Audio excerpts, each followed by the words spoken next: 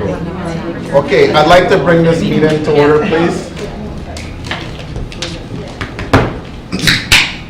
Are there any disclosure of peculiar any? I forgot the word. Any conflicts? Okay, being none. Okay, so I have a number of items that will pull. Okay, so we'll adopt the minutes, the regular minutes, May 14, 2018. Okay, all in favor? Wait, there's an item there. I wondered if we could have an update or if we could get that later. What's the item? I'm just trying to get to it.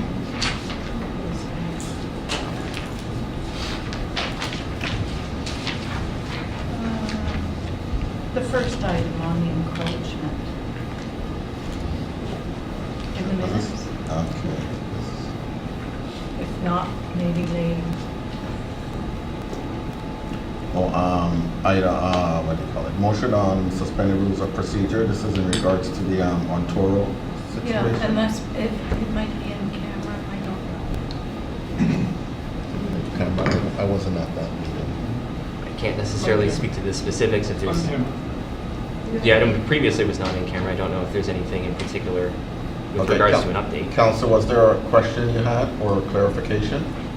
Just an update. Oh, just an update? So this, I believe, is with reference to Mr. Kelly and the encroachment agreement along Ontario Boulevard. The encroachment agreement, we've gone back and forth a couple of times. We've essentially agreed on the wording of the encroachment agreement, and we're just finalizing the insurance requirements as it relates to the encroachment agreement itself. We've got some information from the insurance company that Mr. Kelly currently has, and there's some things that the county has asked for, so there's a couple of things on the insurance side of things that we have to finalize, but the other elements of the encroachment agreement, Mr. Kelly is willing and interested in executing, so we're just finalizing the insurance piece. Okay. So would you like to move? I don't know that I need to move anything. No, Been moved, I think. it's been moved. All in favor? Okay.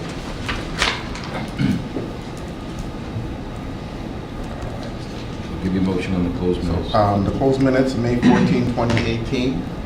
So moved. Moved by, all in favor? So I'm a little off today.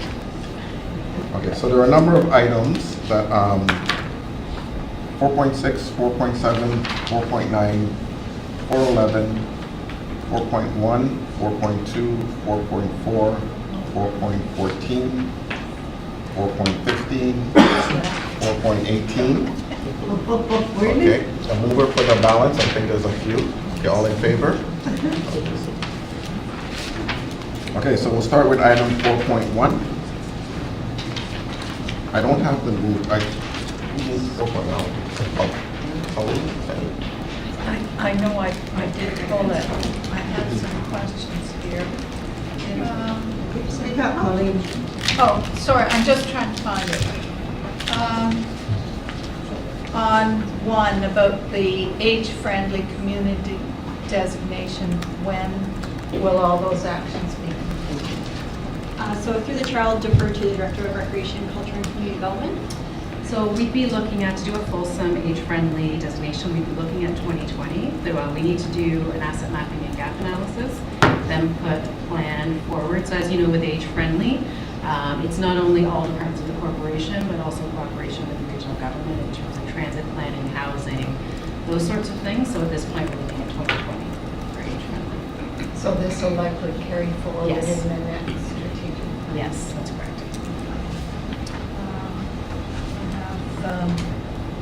The same under the community sustainability plan. Will it be completed in 2019, or will the work be done when the completions? I'll defer to Dave. So the ICSP, you're correct, it was in the work plan for 2018. Now there's a number of initiatives that have required staff's heavy involvement over the last year in terms of developing a climate adaptation plan, involvement with the region's municipal energy plan, plus our corporate and community greenhouse gas emission reduction. So there's a number of initiatives that do tie into the sustainability plan, and we wanted to complete those initiatives first. Our thought is that come 2019 with the newly elected council, that we would bring all those documents together, the climate adaptation, the ICSP, the greenhouse gas reduction strategy, and the municipal energy plan. So they will all be not standalone documents. We do want to ultimately bring it all back together again. So there's a number of pieces that will help build and feed the ICSP, but that process will beginning in probably the latter part of 2019, again subject to where it fits in the priority scale with the newly elected council. So it'll be one complete document. Our intent is to bring it all together, not have all these standalone pieces. Makes sense. Okay, thank you. Let me just check. I had all about under page 22, job creation. It doesn't really, first of all, the launch up next Ajax, I think that should have explained that that has now been transferred to the region. Yes, we're going to make that update to that bullet. And another, can we include in this some kind of calculation of job numbers? Because I think that's what most people are really interested in looking at. How many new jobs have we created through this strategy? Yes, we can make that addition, and we'll just work with planning and development to have those final numbers for the printed copy. And my other comment is on page 27.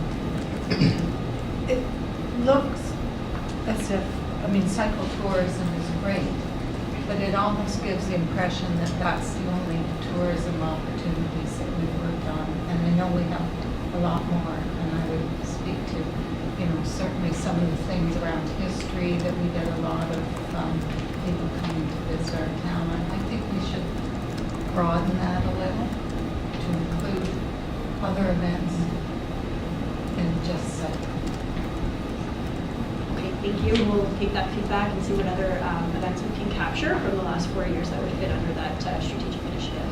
And some of the things we've done around arts and culture. I know there's a lot, and it just, I think to an outsider looking at this, by that being focused, it looks like it's the only thing we've done, in my opinion. So to move it? Sure.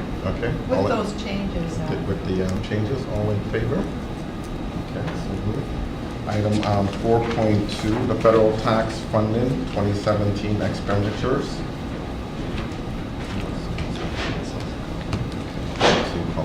Me again. Mhm. Sorry, just under the federal gas tax, there's a number of projects that we've done, and they're listed on page 46. And the LED lighting and so on, that I think it would be worthwhile information to show that even though this money was spent by the town and using the federal gas tax, that we also show the savings that will incur over the lifetime of that project as far as energy savings. Through the chair, that's an excellent suggestion. This is a form right now that we use through the reporting module of AMO, and we will speak to them about perhaps providing some reporting that we can use in that way. We do report on the savings of these capital accounts as we approve them through the capital budget, and also each year when we're doing the operating budget. But we can certainly look to add something to maybe the body of the report next year to speak to operating cost savings. I think it's really important Okay. because people have to know why we're spending this, that in the longer term it saves us a lot of money. And I know with the LED it definitely did, and the others as well. My other question is on the stormwater retrofit.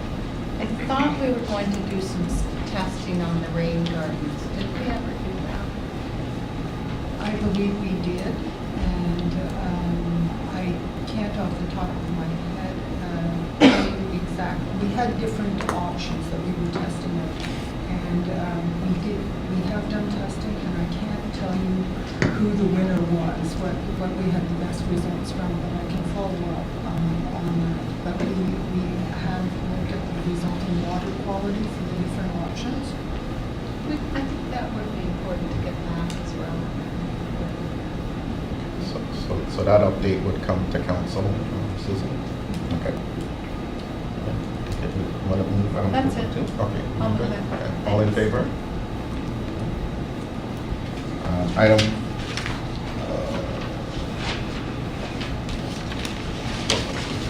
Item 4.4,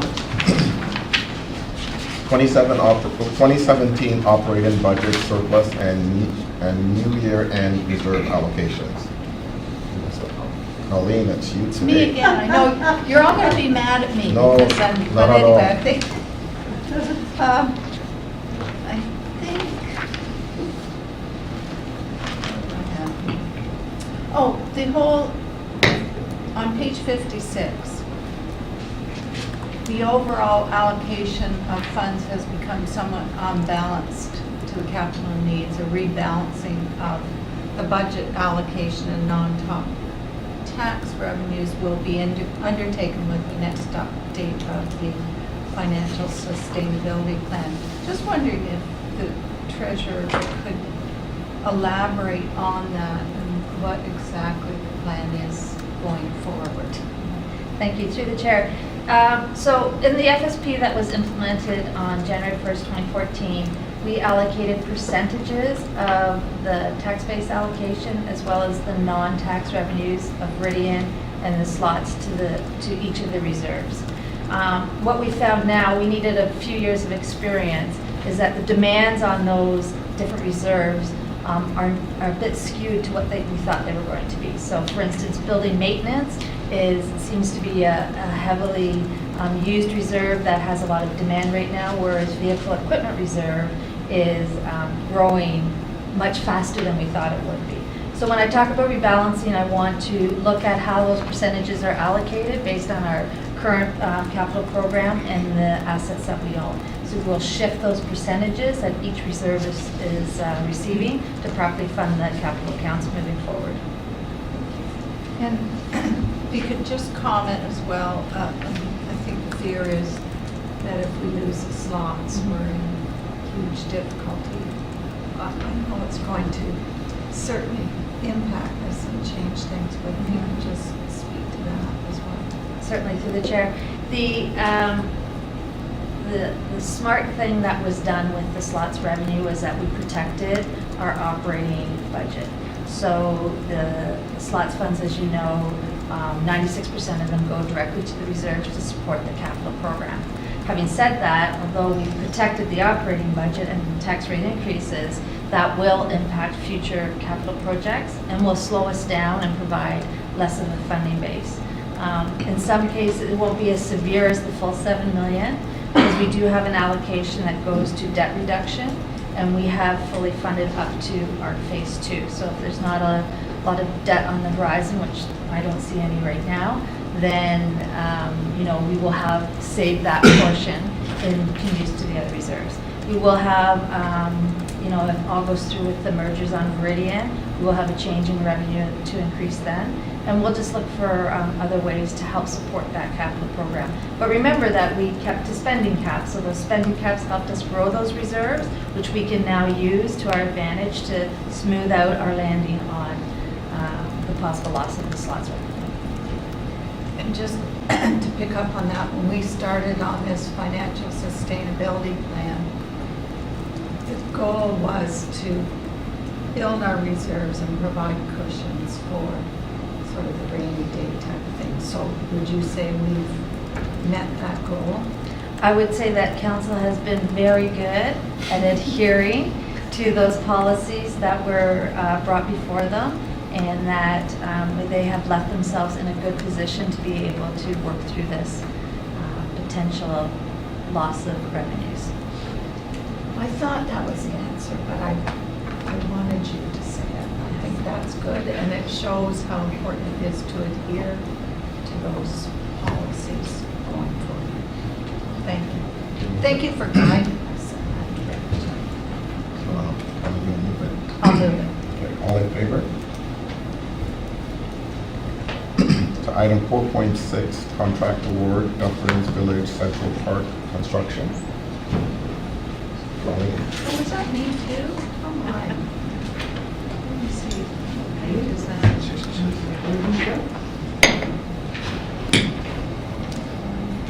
Oh, just it said if we didn't go over budget on this, that we wouldn't meet the community needs. I wonder if you could just speak to that, and also on that we're funding it from funding that was set aside for our jumbo. So just what needs we would meet, and also what's the impact of not moving the other part at this time. So through the chair, the park has been designed with a number of elements that are consistent with what we would normally build in a neighborhood park.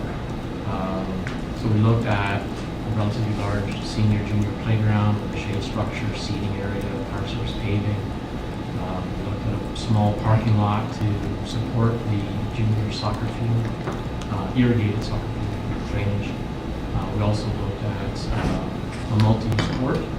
And these are all quite standard elements that we would put in a neighborhood park of this size. For example, recently we completed Gillette Park, and it's similar in its scope. The small parkette, which is referenced, is the parkette that's on the west side of Audley in the John Body subdivision. And we were hoping that they would be further along. They're not. So it's almost impossible to build a park when all the infrastructure around the perimeter of the park isn't completed. So we're confident that can be closed and rebudgeted for a future year when the sidewalks, the curbs, the roads, the buildings are all constructed and the park is ready to be built. Just on the Gillette Park, Yes. I've received positive comments from the residents, and on any given day, it's well used. So it was a much needed and timely. So thank you very much for that. Councilor, do you want to move that? Sure. Okay. All in favor? 4.7, contract award, Paradise Park Playground retrofit construction. Councilor Brown. Oh. Me for change. Oh, look at that. Councilor Brown and Councilor Jordan. Thank you, thank you. The budget item says including washers. The reason we went through this project is to put washrooms in Paradise Park. Now we're getting everything plugged. And it's not even in the budget anymore. Because we used to have a lot of budget for roads and et cetera. So through the chair, the Paradise Park is now a phased project over 2 years. So 2018, the construction is going to include realignment of Lakeview Boulevard. We've already started by the demolition of the existing building that was there. That construction is due to begin shortly. It's been awarded. It's due to begin shortly. And the second phase of that this year will be the park. So once the existing infrastructure is demolished and removed, we'll build the park. Next year, we'll be looking at constructing the washroom facility and completing the parking and the linkages to that facility, as well as two small park facilities. The original $4 million budget item said, 2.6 million, I'm sorry, included the washrooms. So what happened? As council may recall, in June of last year, this project was tendered as one complete package.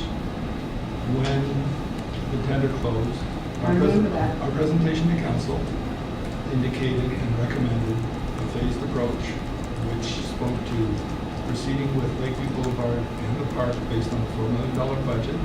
And it was clearly stated within council's resolution that the Paradise Park washroom would be reconsidered as part of the 2019 capital long-range capital forecast.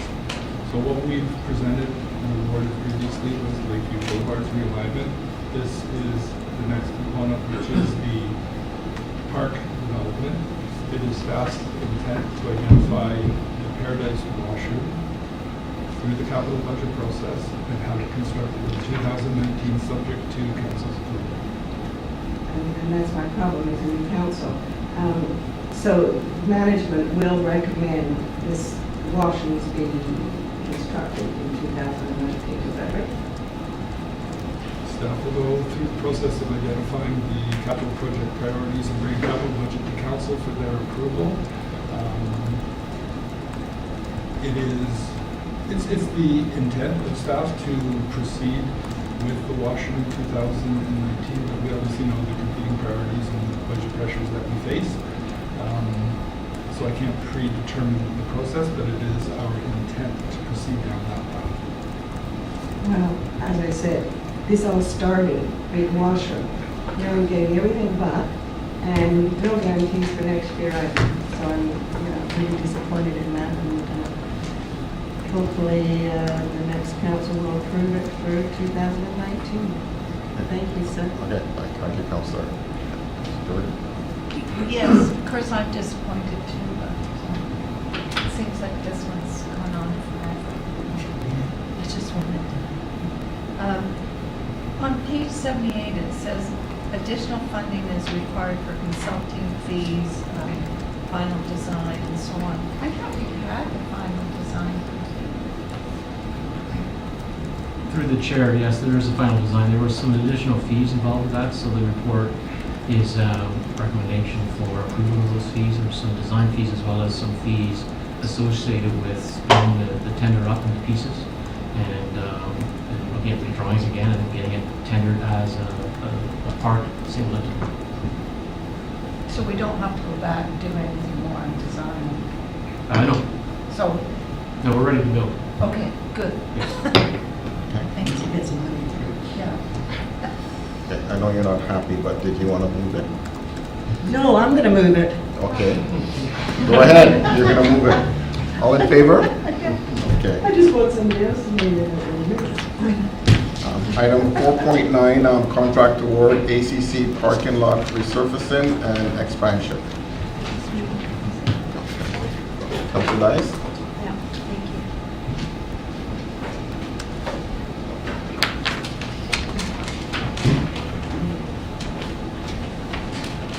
I have a couple of things to say about this.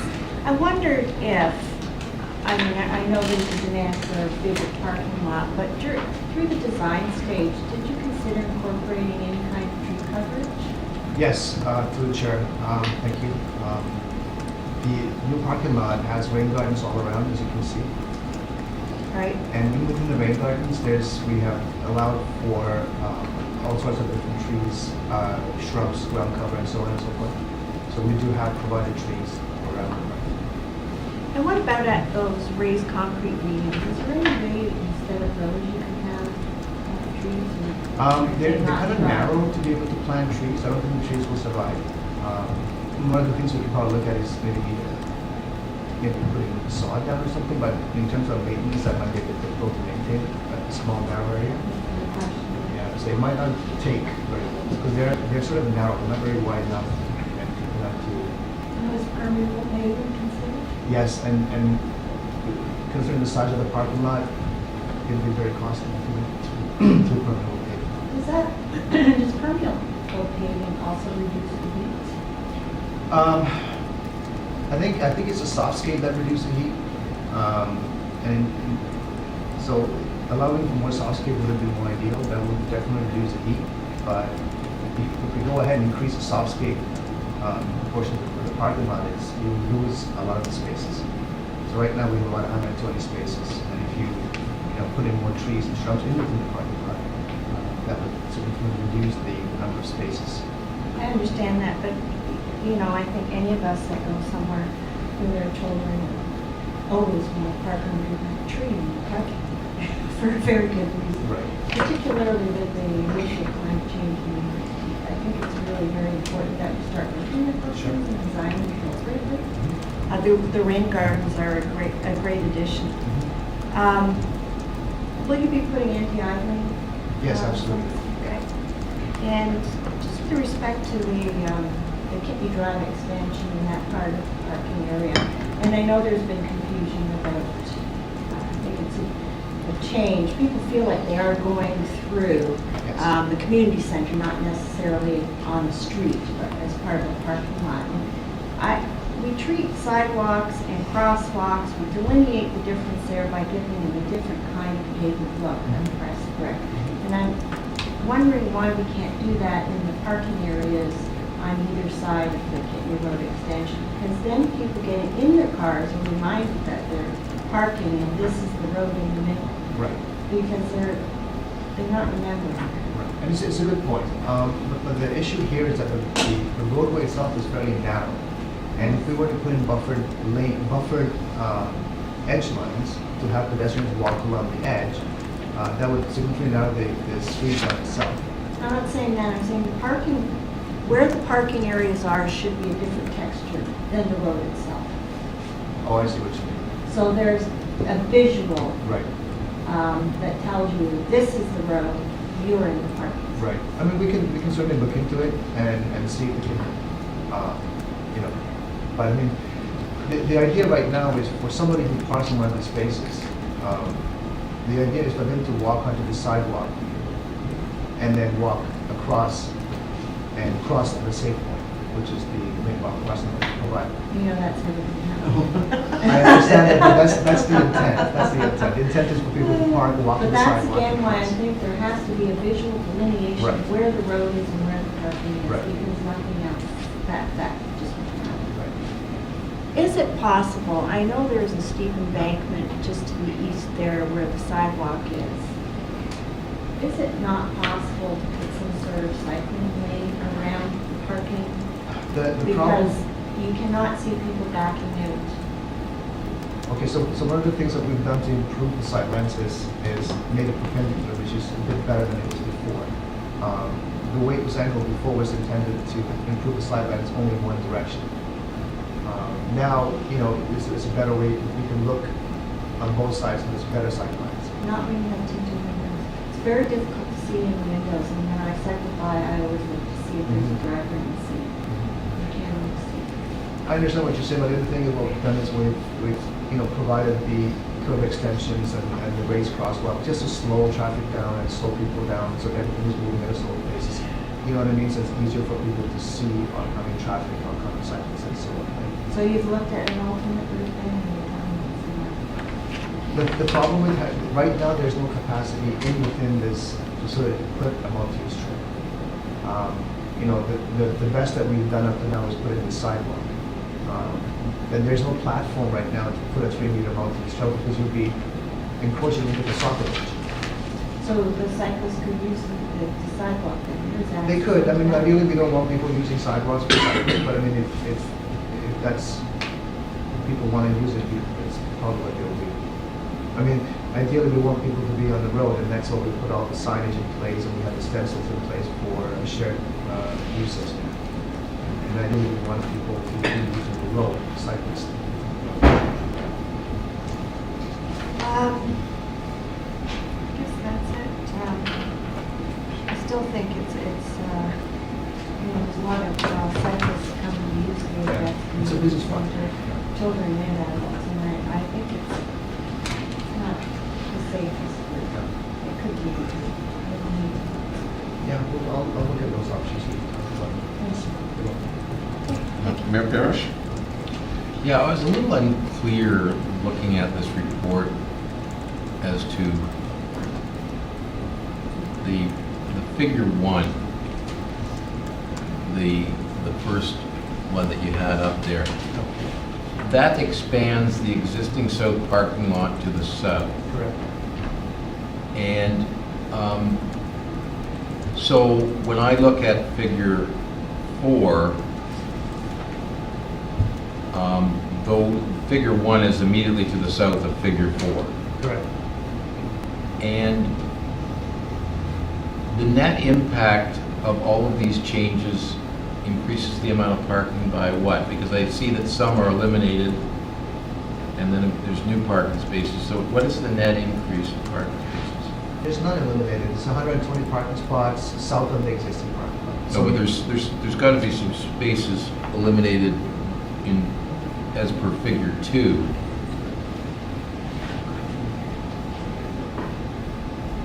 or going from the angle to the perpendicular? Okay, so if you're talking about this section here, Yeah, there's clearly some parking spaces eliminated along there, correct? there are some. Initially, we had the curbs are angled to accommodate angled parking, and we Right. straighten those out to go perpendicular. So we lost maybe about And you've got that buffer strip there that used to be parking, yes, right? yeah. So I would imagine you've lost, Yeah, probably about 15 spots. Maybe have lost because of that 15 to 20 spots. so if I look at this, there's a net increase of 105 Yes, spaces? yes, yeah, I would say so. And the southern lot's always been used by the hospital users as free parking as opposed to the hospital's parking. Are we doing anything in this expansion to the south, which will be that much closer to the hospital and be the area that will be of prime use by hospital visitors, et cetera, to assist us in our enforcement, monitoring, restricting Right, hospital so, uses?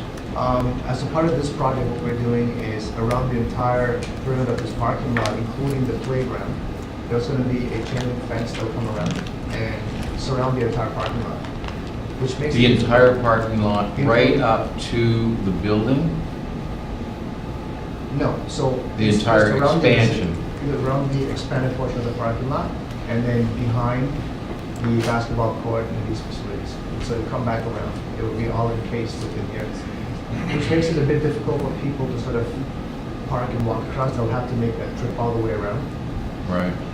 We'll also have signage that sort of, tells people that this is a facility parking lot, not a hospital parking lot. So, we'll do the best we can to put up enough signage and everything to make it such that people know not to park there to walk to the hospital. You coordinate this with bylaw and incorporate any comments that they might have had? Yes, on we it? have. Thank you. Council Dice, you want to come to it? Okay, all in favor?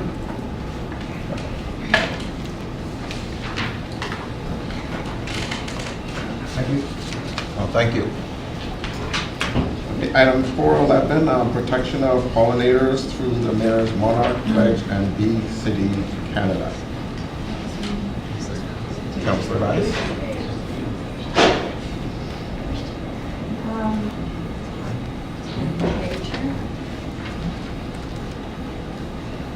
So I just wanted to congratulate staff. It's Jade, but I will fill in right now. Just congratulate you on the work that you're doing with respect to the City Initiative and the Monarch Initiative. I think it's really very important because, there's an expectation by the public that we can access local farmers markets and buy fresh goods. But we have an issue here with respect to the decline in pollinators. So I just wanted to know, or maybe you could help people understand how, or how they can get some information regarding the different initiatives that they can do in their gardens, such as the LEAP program, and I know there are other guide programs as well. And I believe they're available, but how do they access them? So there's a couple of projects that are, or initiatives that are available on the town's website. As you mentioned, the LEAF program is one that offers sort of backyard tree and shrub, which includes pollinator shrubs that can be located within your backyards. We've also got 2 online documents, one being our Healthy Yards program, which is available on our website that makes reference and supports sort of the pollinator initiative. And then we do also have a Reliving e-guide that is available as well. That speaks to and addresses pollinators. I know through the Reliving Days, there was a workshop that was focused specifically on pollinators. And there are a number of people from the community that did come up and were interested in that as well. There's also the ability to contact our staff directly.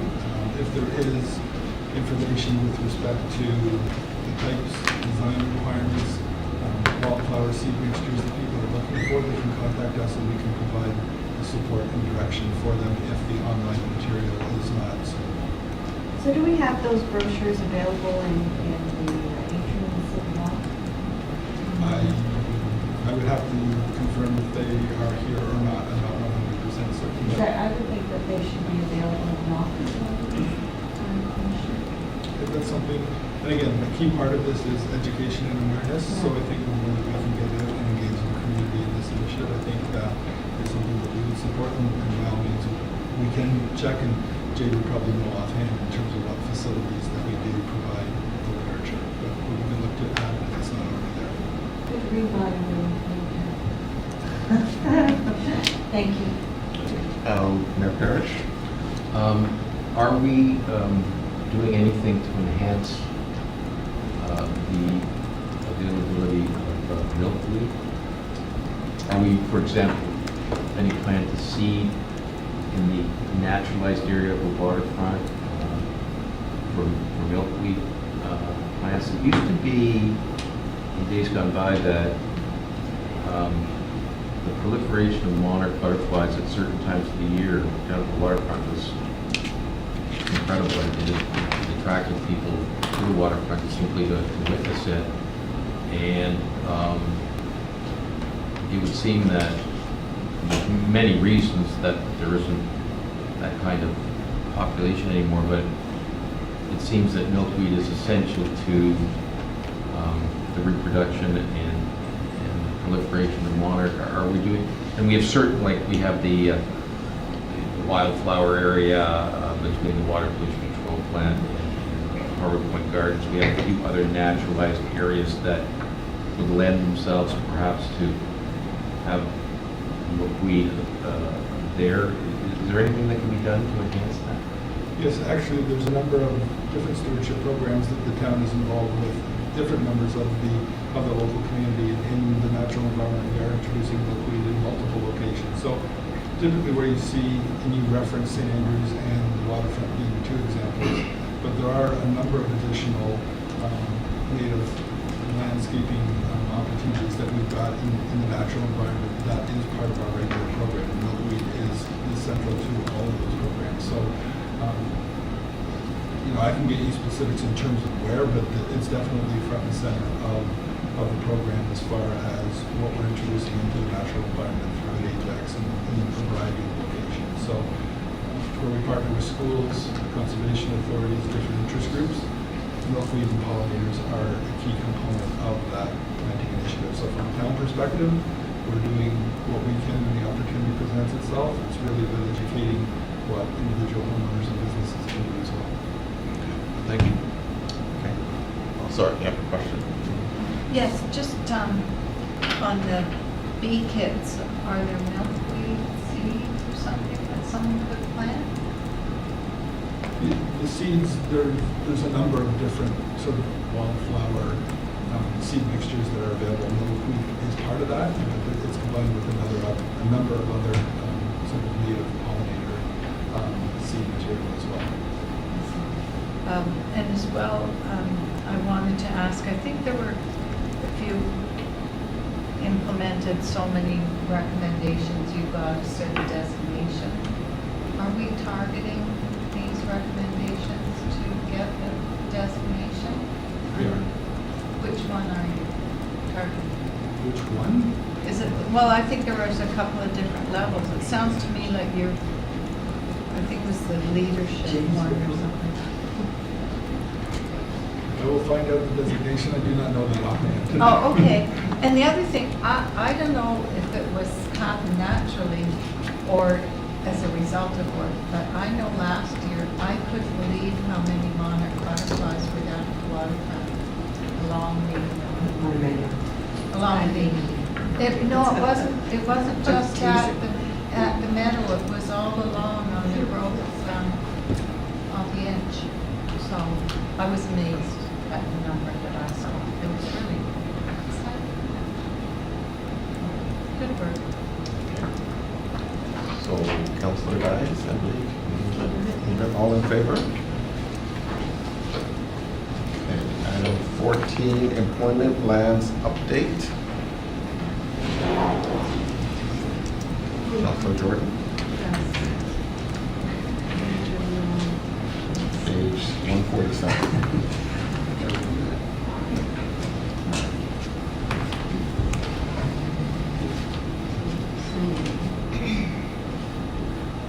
I had a few questions here, I just need to find it. Oh, just on some of the lists, again, on page 153 and so on, most people are interested in the job numbers, which I think is further along, but I think we need to profile that in some instances.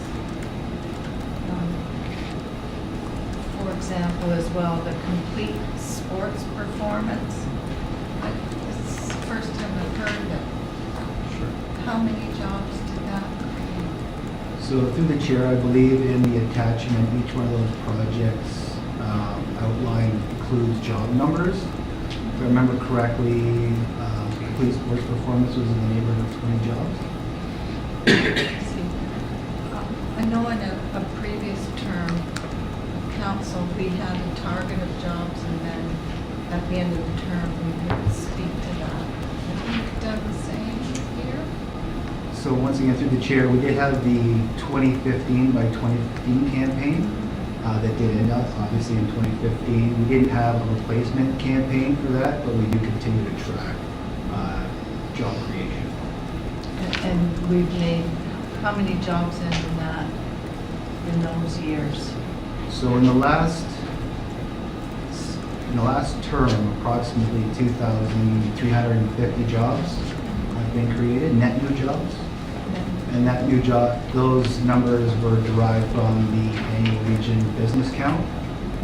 So that runs from 2014 to 2017. So net meaning if we lost any business. Correct. And how many new jobs altogether? That I would have to get back to you on. And the whole issue about, I know the region had a report and talking about developers may not be willing to sell at this point in time. And one of the reasons may be that they're holding onto land in hopes of converting it to residential, something like that. Would that apply, the same rationale to go, I think it's about,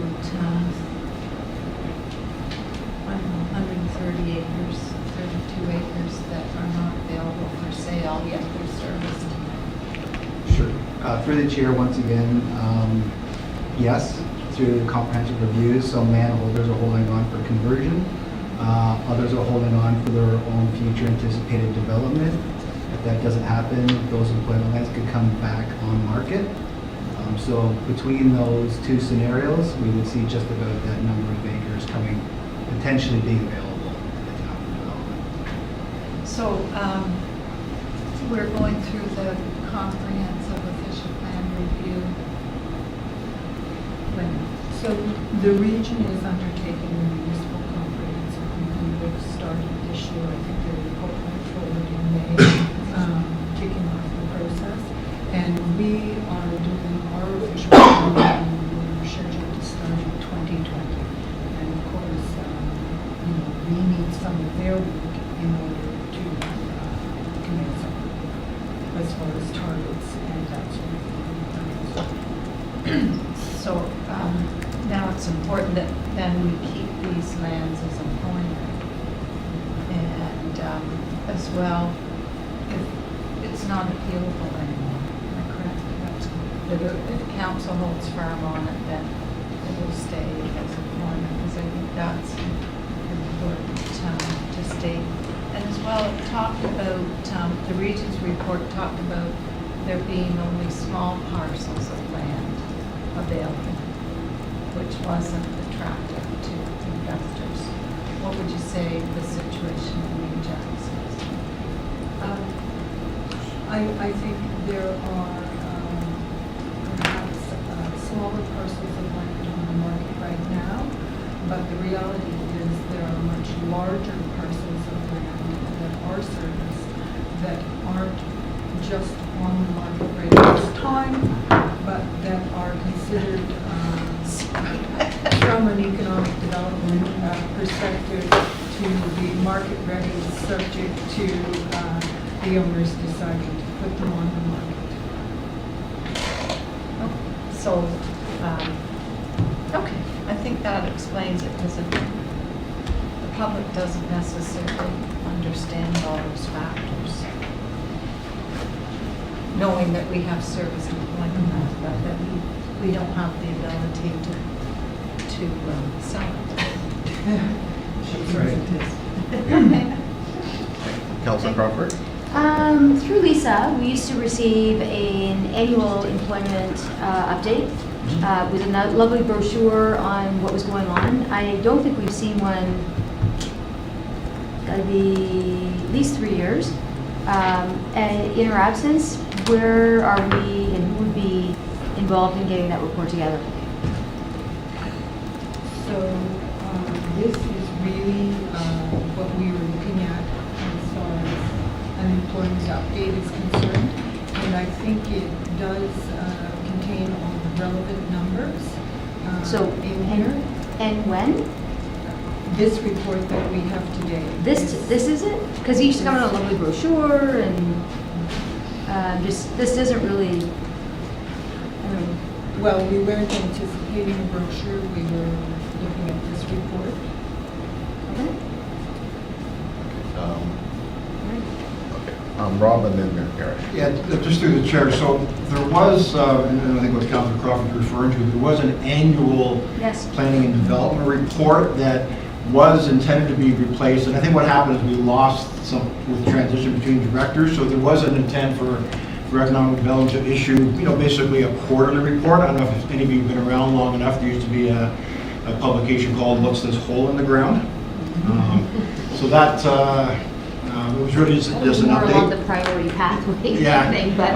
So that did, unfortunately, just with some transitions with people turning over, that has fallen through the cracks, but the intent is to resurrect that, not necessarily the big fancy glossy brochure, but something that we can work with economic development and communications and the graphics designer to get something out on a more regular basis, not only to council, but the public as well. Well, and this is it because it used to come to council.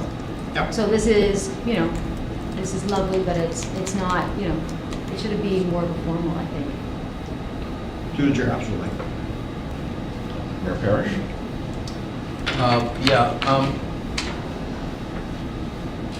I saw a report not that long ago that canvassed employment lands in the region and highlighted that Ajax has a higher rate of serviced employment lands than other parts of the region. Is that correct?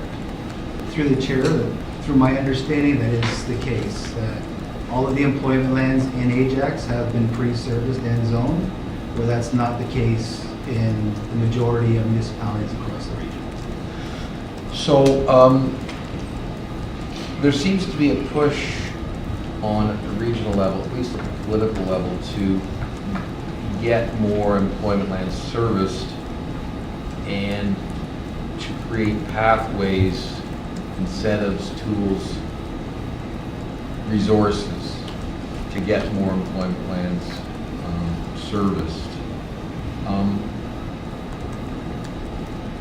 Is that a major constraint in Ajax, or is everything ready to go? Or is it simply landowners that aren't motivated? Through the chair, the majority of the roadblocks we run into is availability of landholders being willing to dispose of their properties. With the pre-servicing, that puts us in a good position once the land has been acquired and an application comes in for developers to build quickly, which is more and more the case, being the number one priority for investment. It's speed and labor for development, not necessarily land value. Right.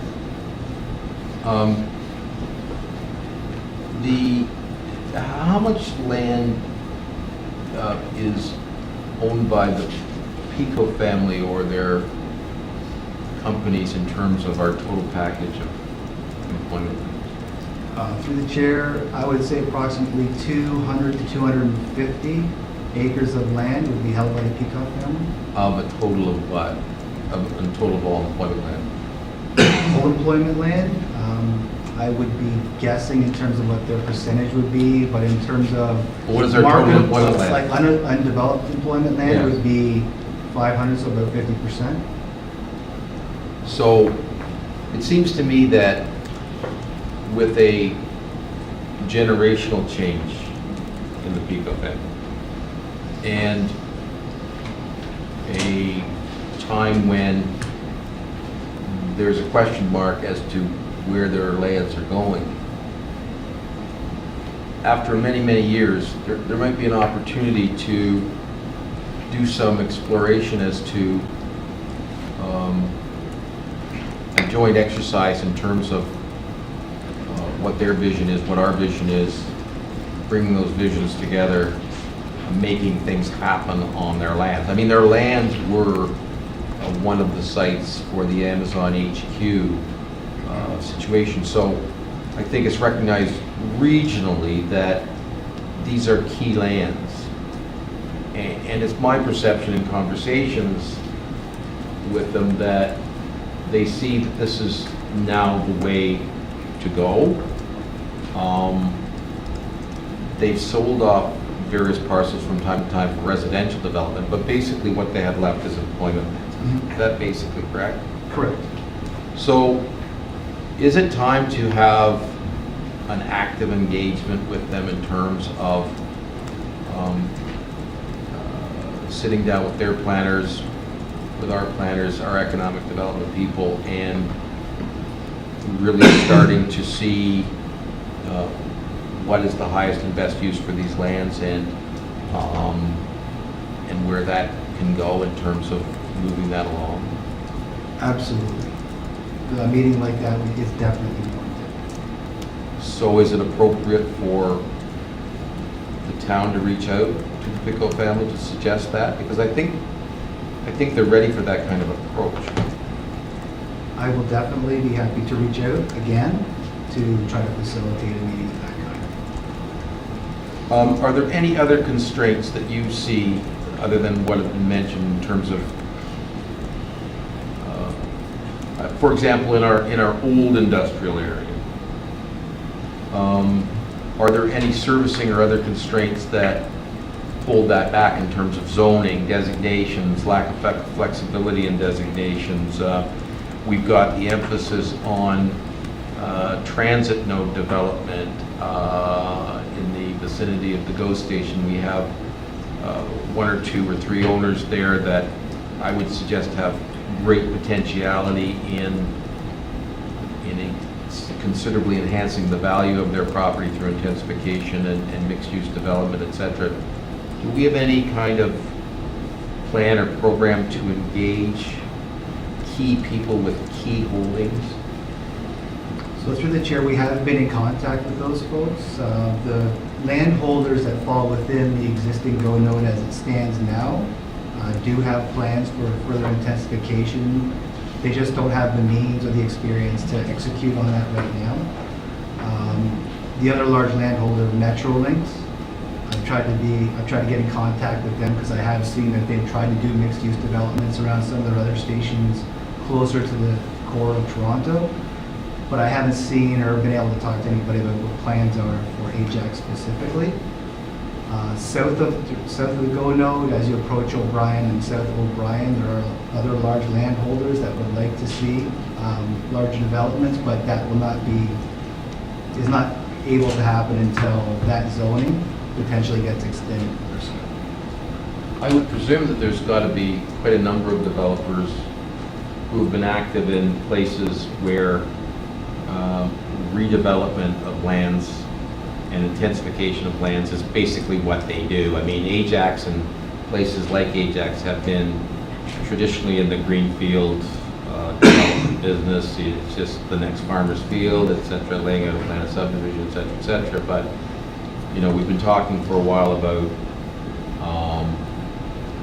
the next phase of our growth not being in terms of greenfield, but being in terms of redeveloping, intensifying, et cetera, existing places. There was a recent article about RioCan repurposing and redeveloping some of its holdings, which is a significant holding nationwide.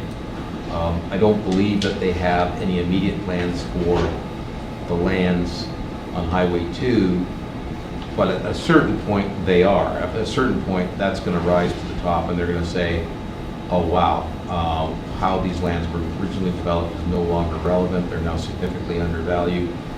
We have bus rapid transit on it. They might want to put a significant residential component and a mixed-use component. Should we be actively engaging with the type of developers who are out there who do this kind of stuff, and maybe introducing them to people who have the land but maybe not the know-how and financial resources? Are there things that we can, I mean, we can't create jobs, we can't go hocus pocus jobs. Right. All we can do as local government is facilitate, create opportunities, make sure servicing is available, make sure that the most market in tune zoning and approvals are there in terms of, you know, red tape in terms of getting through the process, some of which we've done already in terms of packaging it. Maybe our employment lands are the prime case for us kicking off on development, what's the right term, development approval packages where the development approval is not through the old somewhat cumbersome OP rezoning process, but gives a comprehensive development approval that allows them to do a broad range of things. I mean, certainly in the employment node, employment area, land area, it's not as sensitive politically. Council, what we want to see is action. So are we looking at different ways that we can, and I know there's other municipalities that have been very active in using a number of these tools. I think a number of these tools have been created and are there. Have we looked at putting together a package that really makes the maximum use of that? So through the chair, as you're well aware, we do have the Priority Path program, which does help to expedite site plan process. But just stepping on from that. And then, exactly, stepping from that point and moving forward so we continue to lead in this manner. This is definitely something that we should be exploring. We haven't started doing that yet, but it is a logical next step. It's continuously making things as easy as possible for business.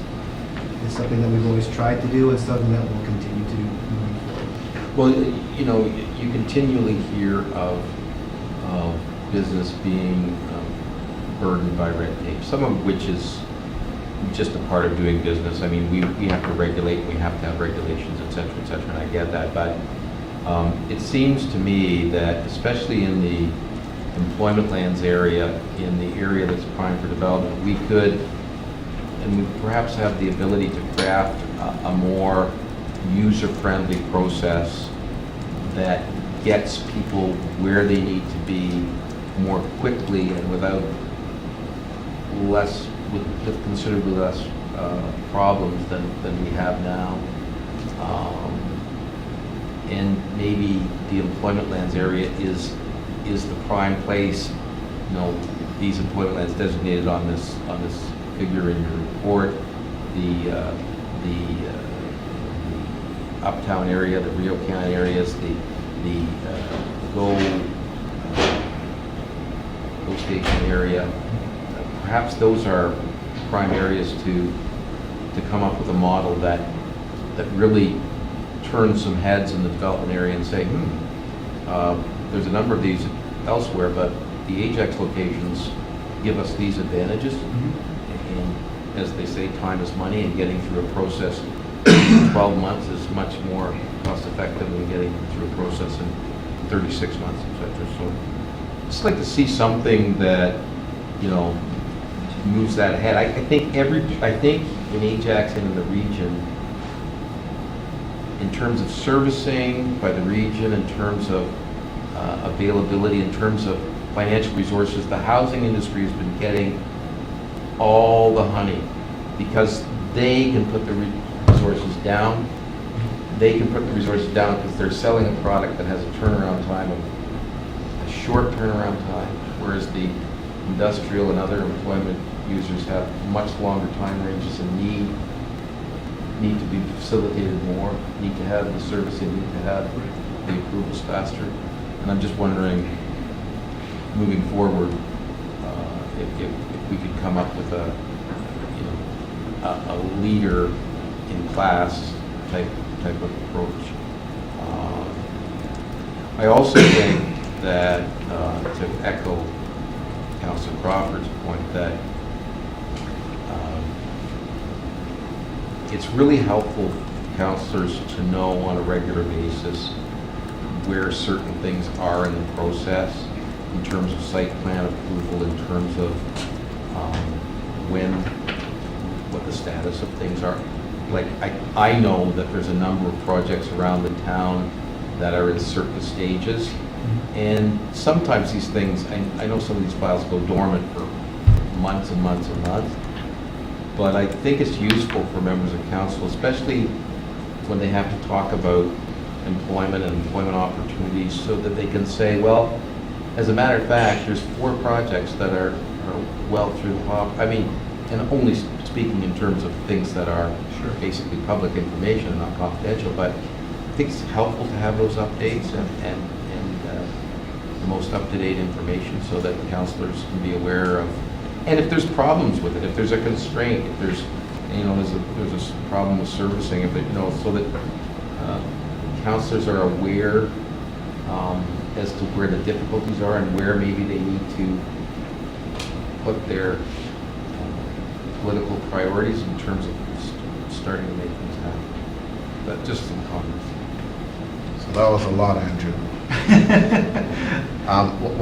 Just to what Mayor Parrish was saying, in terms of Metrolinx, I can confirm that they are actively looking at sites in proximity to their station for mixed-use developments.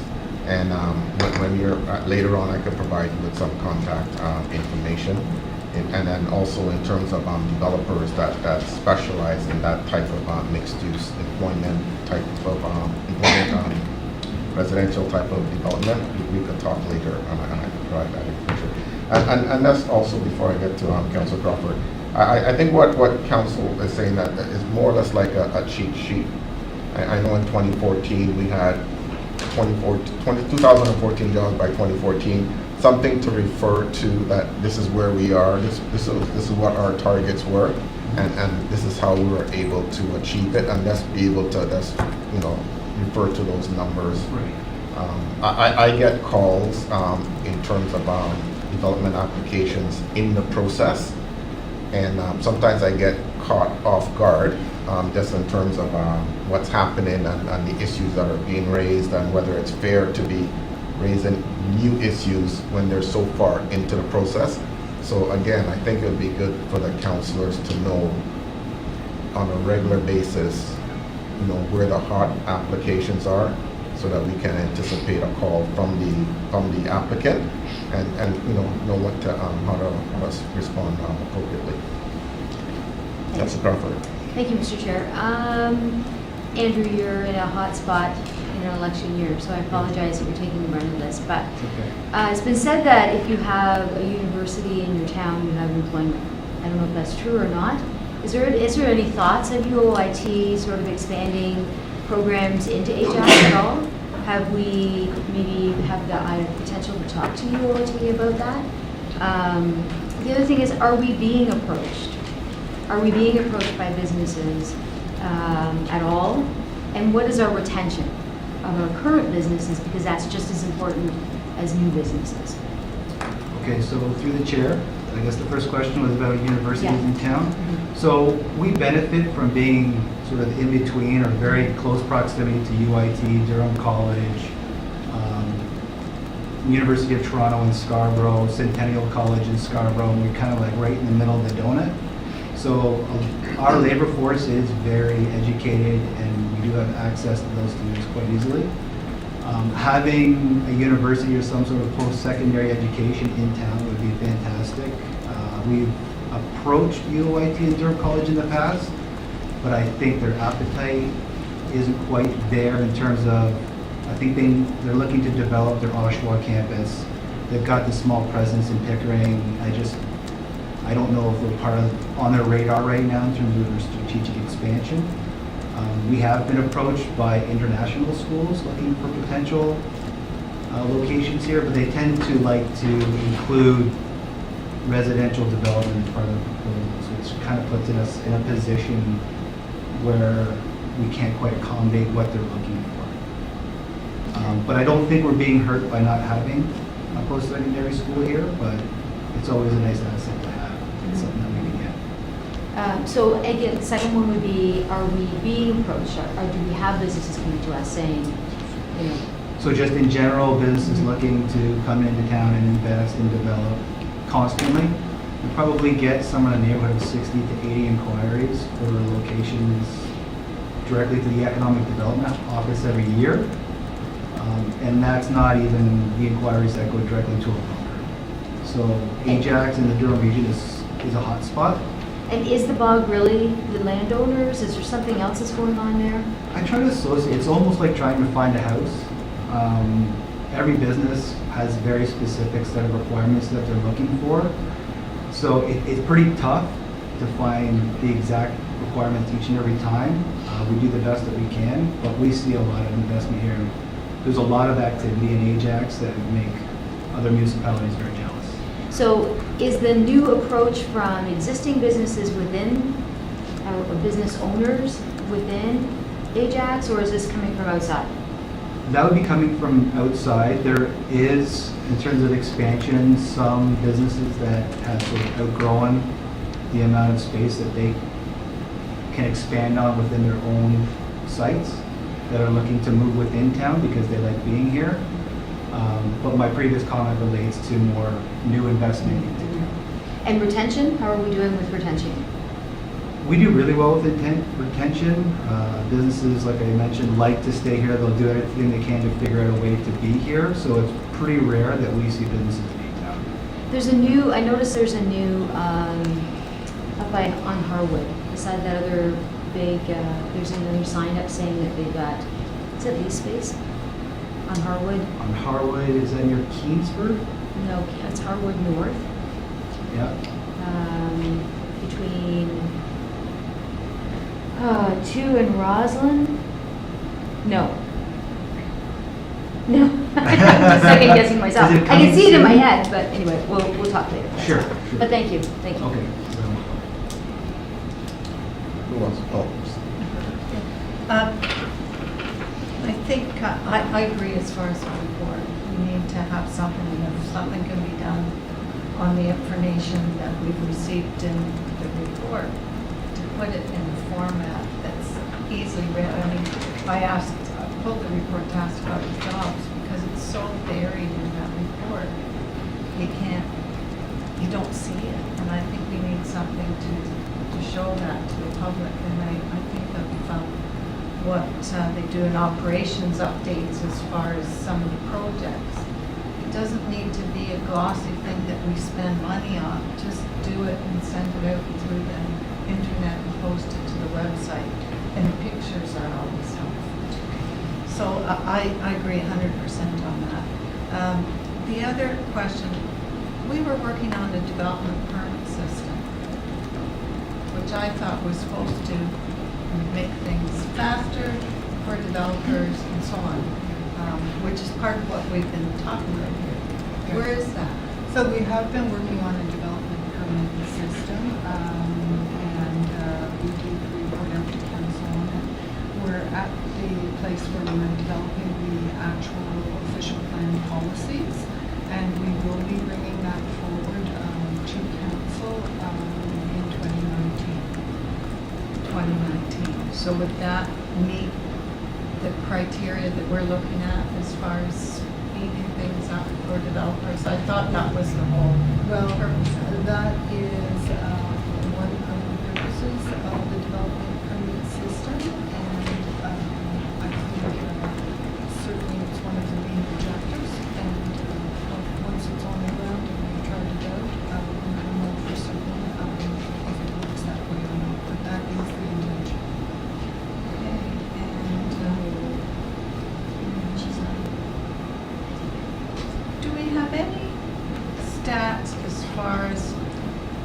jobs created by people who, like entrepreneurs and so on, who may be working out of their home or don't have a specific piece of land? Because I think there's a lot of people doing that. So yes, through the chair, even finding out who those people are is extremely difficult. So to try to figure out how many jobs they're potentially creating is almost impossible. It's one of the challenges that we have. We see a lot of innovation from the home entrepreneurs. We'd love to find out who each and every one of them are. It's just a matter of somehow getting a hold of them. That's part of what the Ajax Business Network is about, trying to pull out those small entrepreneurs. But in terms of analyzing numbers, it's almost impossible for us to do. And you made a statement, we have activity that would make a lot of municipalities jealous. How can we prove that? Hearsay, I can't prove it. You're Oh, right. okay. Because if there We was a can- way of proving it, I would like to have that. Otherwise, it's hard to say. True. But I like your enthusiasm. Just in speaking with contemporaries, so maybe I should let that. Okay, so item 414, we'll move it. Sure. All in favor?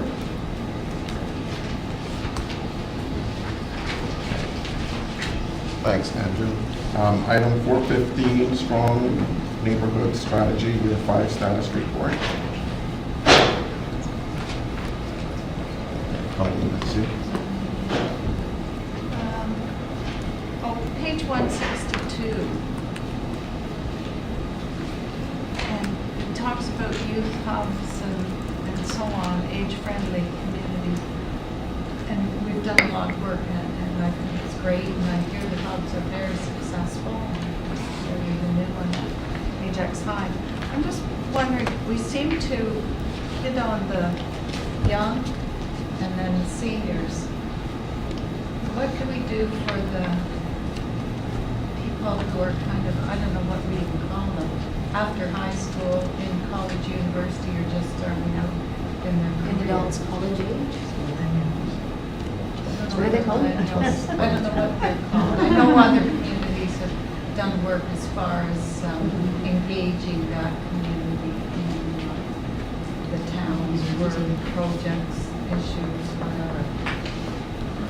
Yeah, through the chair. I mean, especially through a strong neighborhood strategy, we've been able to develop a really vast volunteer program. So especially within kind of that age group, we're starting to see a lot of folks step forward and move toward those kind of administrative roles in our volunteer program. So within that, we provide them with a lot of training and education, again, navigating the municipal system, working in event planning, working in permits and so forth. And we actually empower them to take on the role just below staff, to actually work with all of our funded applicants and or with our neighborhoods, our residents and otherwise, so that they're constantly kind of instilling those pieces into the fabric of our communities. So again, constantly giving them a role to give back, but also to be engaged and to be knowledgeable about what's going on in the municipality.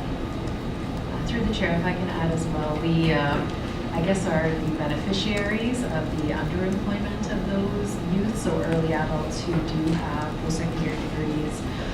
And while they may not be working with us in their chosen field, we do have a lot of individuals like teachers, engineers, medical professionals like nurses, things like that, who are working with us at the town because they recognize it as a good employer. It may not be their final destination, but in some cases, we actually do retain those employees as long-term staff members. So it's also about trying to introduce them to municipal government as an option as well. Sometimes it's something that they've never thought of, particularly as a permanent career, and I would say more likely in fields like recreation or community development. It's still sort of that new thing that people haven't really thought about. So we also engage with them through our Youth Engagement Advisory Committee as well. So those are also includes youth who are post-secondary as well. So trying to look at what are the options that we have available, where does it make sense, and where does it have a natural connection for them. So we are seeing bigger take-up in those areas.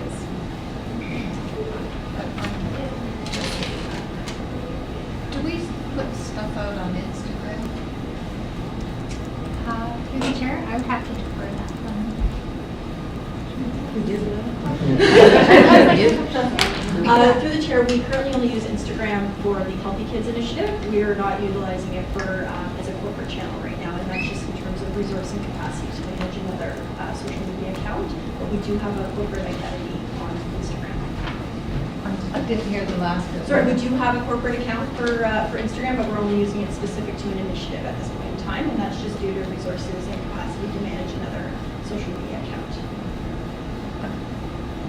I hear from young people that that is what they use. They don't use Twitter, they don't use Facebook, and they don't know what's going on in the town because we're not putting information out. Facebook is for old people now. Yeah, that's why I'm on it. So I just asked that because I think Snapchat. we're missing a whole segment of our community, and I think we need to do a lot more as far as engaging the youth who are in high school, university, or starting their careers. And that may be one way. I think there's other ways as well to work with universities and colleges. So I guess, Rachel, can you come back, I guess, with the financial implications of that type of format for council to consider? So Instagram, we do recognize that it is a growing channel, and especially for a specific audience. Right now we manage YouTube, Twitter, and Facebook, which we have a very good presence. They're all very sort of robust channels. And then it just sort of comes down to management of another account on there. There's a lot of work that goes into it in terms of posting pictures. It's different than just putting up a flyer. That's usually like a high quality photograph that needs to go on Instagram in order to have that engagement, to have those followers. So it would just be a matter of making a decision if we need to add another corporate account on there, or maybe there's another account that we need to let go of, just in terms of usability and everything like that. Because each platform is very distinct in terms of the audience and what you're using it for. For example, we were very successful with using Twitter for the Save the Ajax Casino campaign these past few months. But there are sort of different platforms that we do need to look into in terms of reaching specific audiences. And now with the public engagement platform coming online later this year, that'll be another opportunity to engage with the public with a variety of different demographics.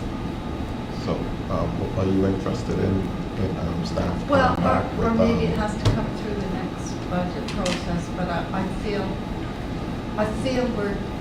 it's a disservice when we're not meeting a big segment of our population, and they're not aware of the programs that the town has and so on because of that. I've heard that from a number of people in that age group. Okay. Rob, you want Yeah, to just to jump follow in? up on what Rachel said. So I think you're right. But it also just doesn't impact, the office of the CAO. If we're on a channel, that affects every single department. So you can kind of take out another channel and multiply it by 7. And Rachel also mentioned the community engagement platform. That's really a unique way for us to do that. So I don't think there's anything. I think we can take council's direction. I think it's not as simple as just throwing a staff person out. I think it's really looking at that strategic approach, with the community engagement platform. But we certainly heard the message, right, sometimes there's choices, but we'll certainly, once we get the community engagement up platform, and if we're still not hitting a target market, then we can shift and adjust. And I think everybody knows in today's social media, people want answers like that. Right? When something's posted on Facebook, anything less than an hour getting back to you, they think they're ignoring you. So, and that becomes a challenge here when you've got Facebook and Twitter and YouTube and all those. But we certainly heard the message, and we'll certainly look at that particularly as we roll out the community engagement platform. Okay, Councilor Crawford. So you probably don't want to hear my input. I don't know anything technology at all. All I know is that I can link my Instagram to my Facebook and my Facebook to my Twitter, and so I'm trying to understand. Like nothing I do is got high quality. Sorry, Oh, it's come just on. not there. I know, but like it can't be that hard for somebody technology-wise to be able to add. It's just about capacity-wise too, right? So to Rob's point about the departments and everything like that, is that we are using a social media management channel right now where departments are filtering in their content into one channel and then it's being approved and the oversight is with communications for it. But for each platform, in order to be successful on it, there's a specific audience that you're reaching and there's a way that the post needs to look and there's the way the information needs to be presented. So the way that it's being presented on Instagram is different than it's being presented on Twitter in order for it to be effective. Does everything that every department will want have to be approved by the CEO? No. The management system is done through our office. So everything, there's a whole workflow that it goes out to different departments. Departments are able to upload their content, and then it goes through just an approval system just to make sure that the schedule makes sense. We're not duplicating messages and everything like that. So there's oversight, which is a best practice, and many municipalities look to us for our approach.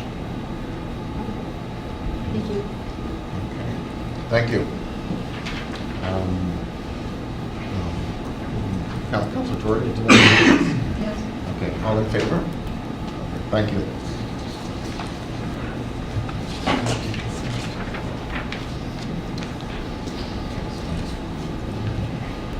Okay, item 418, 2018 meeting schedule change and 2019 meeting schedule. Colleen again. Yeah, just the meeting in March break, is that to approve the budget? First time we've ever scheduled a meeting in March break, ever.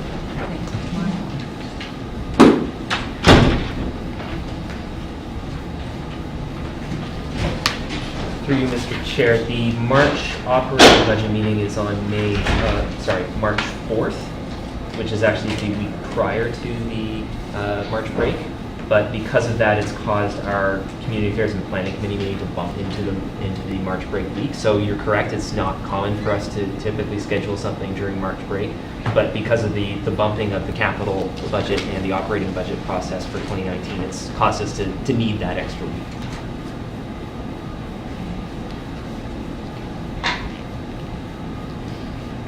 So it's, we have the budget is on March 4th. March 4th. So when's it approved? March 25th. Yes, it'll be ratified on the Okay. 25th. Is it possible to put the GGC on the same day as CAP in the afternoon and the CAP in the evening? I have concern because that's a traditional break and it has been, and staff and so on generally take that week as well if the children are on holidays. It's generally not our preferred approach. We'd rather have the meetings separate, just that it tends to cause very long days for members of council and for staff to have those back-to-back meetings. However, if it's the desire of council to schedule it in that fashion, it is council's schedule. It's not our preferred recommendation. We've laid out the meetings as we think makes the most sense for the coming year. What would you like to do? Well, I think we've never done it before, and to me, it sounds like Christmas break, March break. I guess maybe I can move that we look at that closer to the time and see what the items are on the agenda, and if possible, move it for the afternoon of the, put them together. Because we've done that before. We did it this year, so, and it wasn't that much. So basically, you just want staff to revisit these closer to the date? Yeah, when they have an idea of how many items, I think if people know, they can move things and move the 11th meeting to the night of the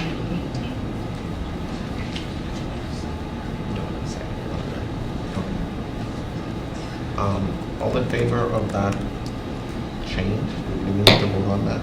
Mr. Or, Ford, want sorry. to Just speak I want to to that? add, and certainly Councilor Jordan was correct. We realize this is out of the norm, but I think, over the last few years, we've, come to recognize as well as not everybody has, March break is traditionally considered the elementary and the secondary break, but we think it into issues of people with children in college and university. So it wasn't something we came to lightly because we knew it was breaking from the norm, but I think just looking at it, we wouldn't necessarily be looking at it every year going forward, but I think with the change of council, I think it's appropriate. But as we always do, if we can avoid having a meeting, or combining them, we'll certainly look at that. But we think that now is it's right to get it approved in there, but certainly we'll keep an eye on it, as we get closer to be fast. And if we can combine or move, we do that. We also don't like a lot of movement in the meetings as well, too, so we would rather have something in that we can take out as opposed to put something in. But certainly anytime we can minimize the number of meetings and the length of time council's here, we'll do that. I think that's my point of bringing it now,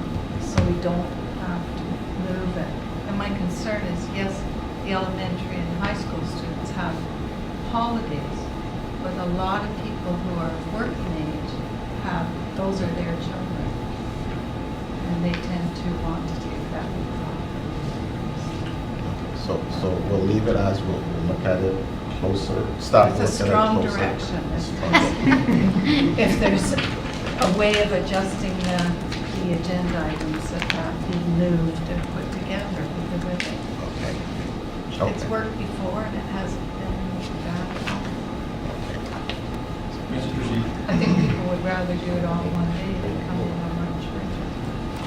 Okay, so we'll move the main motion, and then, as you suggested, we'll closer to, we'll have a look at what's on the agenda. Okay? All in favor?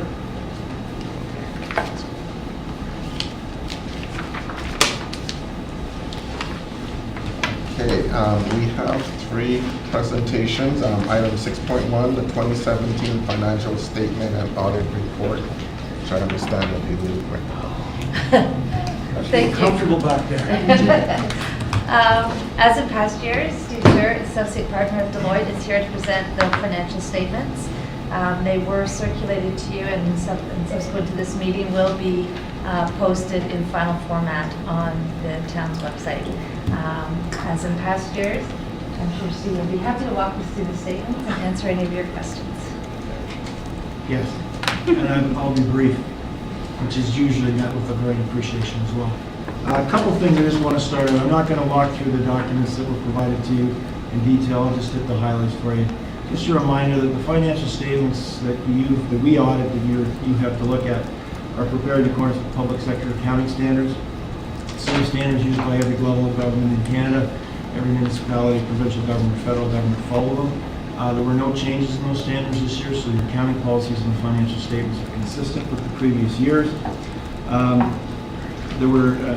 The audit we do is conducted in accordance with Canadian auditing standards. There were no changes in Canadian auditing standards this year, so our performance was pretty much consistent with what we've done in previous years. As a result of performing the audit, we did not identify any errors to report in terms of the numbers in the financial statements themselves, nor in terms of the disclosures. As you would have noticed, there's a good number of pages of notes. We have to make sure those notes contain all the information that's required under the framework being followed, and make sure the numbers in them are accurate. So, no issues there. We found no significant deficiencies in the internal controls of the organization. My perspective as the auditor of the financial statements, we don't look at the entire body of controls that you have in place, but rather those that are relevant to the actual preparation of the financial statements themselves, and we're comfortable with how those turned out. So that's a 30-second overview of my audit that takes about 2 or 3 weeks to do, but I have people to do that. Just a couple quick highlights. First of all, the financial statements that were posted for you to look at probably say draft on them. Those are not draft any longer. They're actually finalized. Our audit report date will be May 31st, which is the date we finished the audit, had everything in place. There was just a little mix-up in terms of getting the final presentation out because we were waiting to get one legal letter back, which we've got. And so everything's in order, and we'll issue those statements. The ones you did see, though, the numbers didn't change. Those are the final numbers. I just want to highlight a couple of things in those statements for you. I told Rob that I'd go through line by line because this might be his last meeting after how many years have we going through this? 33. Okay. And I've been doing it for 30, not all 30 at Ajax, but he said no, so I won't. So you're going to go down memory lane? Let's talk about cash. No, on the statement of financial position, I just want to highlight the two numbers that jump out at me that I think you should maybe be aware of. One is the net financial asset number, which is a positive $128 million. That number is, under public sector accounting standards, a significant number. It's meant to mean what amount of money would you need to raise today in order to settle all your liabilities. If you looked at the federal books or the provincial books, that would be a large net debt position, as you all know, I'm sure. So you are in a relatively good position in terms of being a positive number, $128 million. So I wanted to highlight that. The other thing I do actually as a public service to Sheila, and I guess Rob, is to caution you about that accumulated surplus number at the bottom that says $670 million. Just to let you know, that doesn't mean you've accumulated $670 million that's sitting in a bank account ready to be spent. That arises because of the public sector accounting standards that are being followed. The biggest contributor to that is your tangible capital assets, which are currently sitting at $526 million. You spent that money, you're likely never going to get it back unless you sell some of your assets.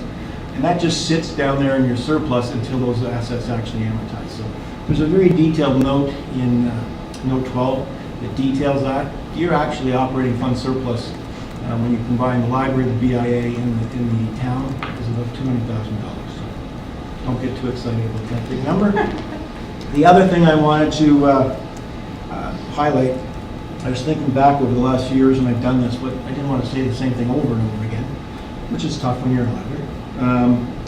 But on your statement of operations, which I'll call an income statement, a couple things I want to point out. Number one, your annual surplus reported is $24 million. Again, that's a good thing, but it's also largely driven by the public sector accounting standards that you use. If you look, one number I want to highlight for you up in the revenue section, where it's got donations and contributions from developers. So that's $12 million this year. What happens under the public sector accounting standards is the town assumes subdivisions from developers. The value of the infrastructure and other assets that they put into those subdivisions become your property, your responsibility to maintain. The accounting standard says that the day that happens, recognize the value of those as revenue and set up a capital asset. The revenue hits your books in the year you assume and makes it look like you've got a big surplus, but in fact, again, you've got an offsetting capital asset that will expense to income over the life of those assets. So 24 million is good, but it's not $24 million of free money, as it were. The other thing I wanted to point out is that in the statement of operations, there's a budget column. The town of Ajax has a very good note, 14, if you wanted to look at that at some point in time, not right now. Because you approve a budget on an annual basis in accordance with the Municipal Act and all the requirements of the Municipal Act. Public sector accounting standards don't exactly follow the same necessary rules. Public sector accounting standards require that you include your budget in here, but it has to be converted to the PSAB rules. So note 14, what will happen is you'll see the actual council-approved budget, which should be familiar to you, and a list of the adjustments that get made to get to these numbers. Some municipalities go into great length with that note, others don't. I think it's very useful. It's the organization of J.D. Howe, who is an organization that does a lot of observation and commentary on financial statements when it comes to municipal government. Anyway, they've been critical of municipalities in the past in their reporting because they don't have that kind of a reconciliation. It makes it difficult to the reader to understand these numbers compared to the budget process. So I just wanted to compliment the town on that note. I know we spend a lot of time working through it every year to make sure it makes sense. And so I just wanted to, this year I thought in Rob's honor I would highlight a note that Sheila came up with. And that's really everything I had to say. I'm more than happy to answer any questions you might have in respect to the audience. Thank you. Are there any questions?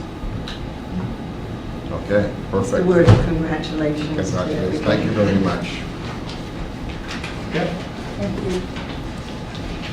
Need a motion on this to accept or receive or anything? Sure. Motion to accept and receive. Mayor Parrish, all in favor? Okay, great. Thank you very much. Pat Bailey Square update.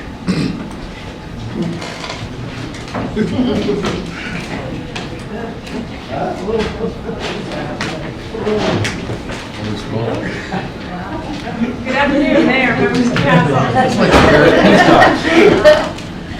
In the spirit of keeping council up to date, we wanted to take this opportunity to provide an update on what's going on at Pat Bailey Square and what we anticipate for the schedule over the next couple of months. So Andrew's going to start us off. Thank you, Councilor Chair. Pat Bailey Square, the construction of Pat Bailey Square began fall 2016. It's been underway now for all of 2017 into 2018. We've made great progress. This image that you see on the screen shows the fountain skating rink wrapped in plastic. It's actually not like that any longer. It's now the concrete solid board. They are in the process of filling in the paving around the perimeter of the fountain. I put that picture up because it shows the patterning of the paving, which emulates the Pat Daly Rock X keystream tape, which is quite an interesting image. It's not showing up particularly well on the screen. If you look to the west, does this thing work here? The west, this is the ramp that comes down off of the street along Bailey, comes down into the square. This is all that grade down here. You're looking at the roof of the civic facility here on the west side. These are the steps going up to the corner.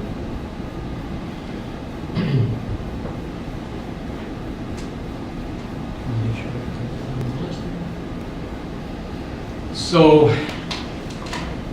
you can now see the fountain is now fully paved in that image at the top. Currently they're working on completing all of the paving and finishing some of the electrical work. The ramps have been all installed. The fountain paving pipes are all complete. Tree planting is underway. Tree shrub planted beds are underway now. That'll be done this month. The lighting is all installed. Irrigation is installed. There's a corner sign, which probably most people would have seen, at the southwest corner of Bailey and Harwood. And they're currently working on the streetscape. You can see that they're working as you drive by.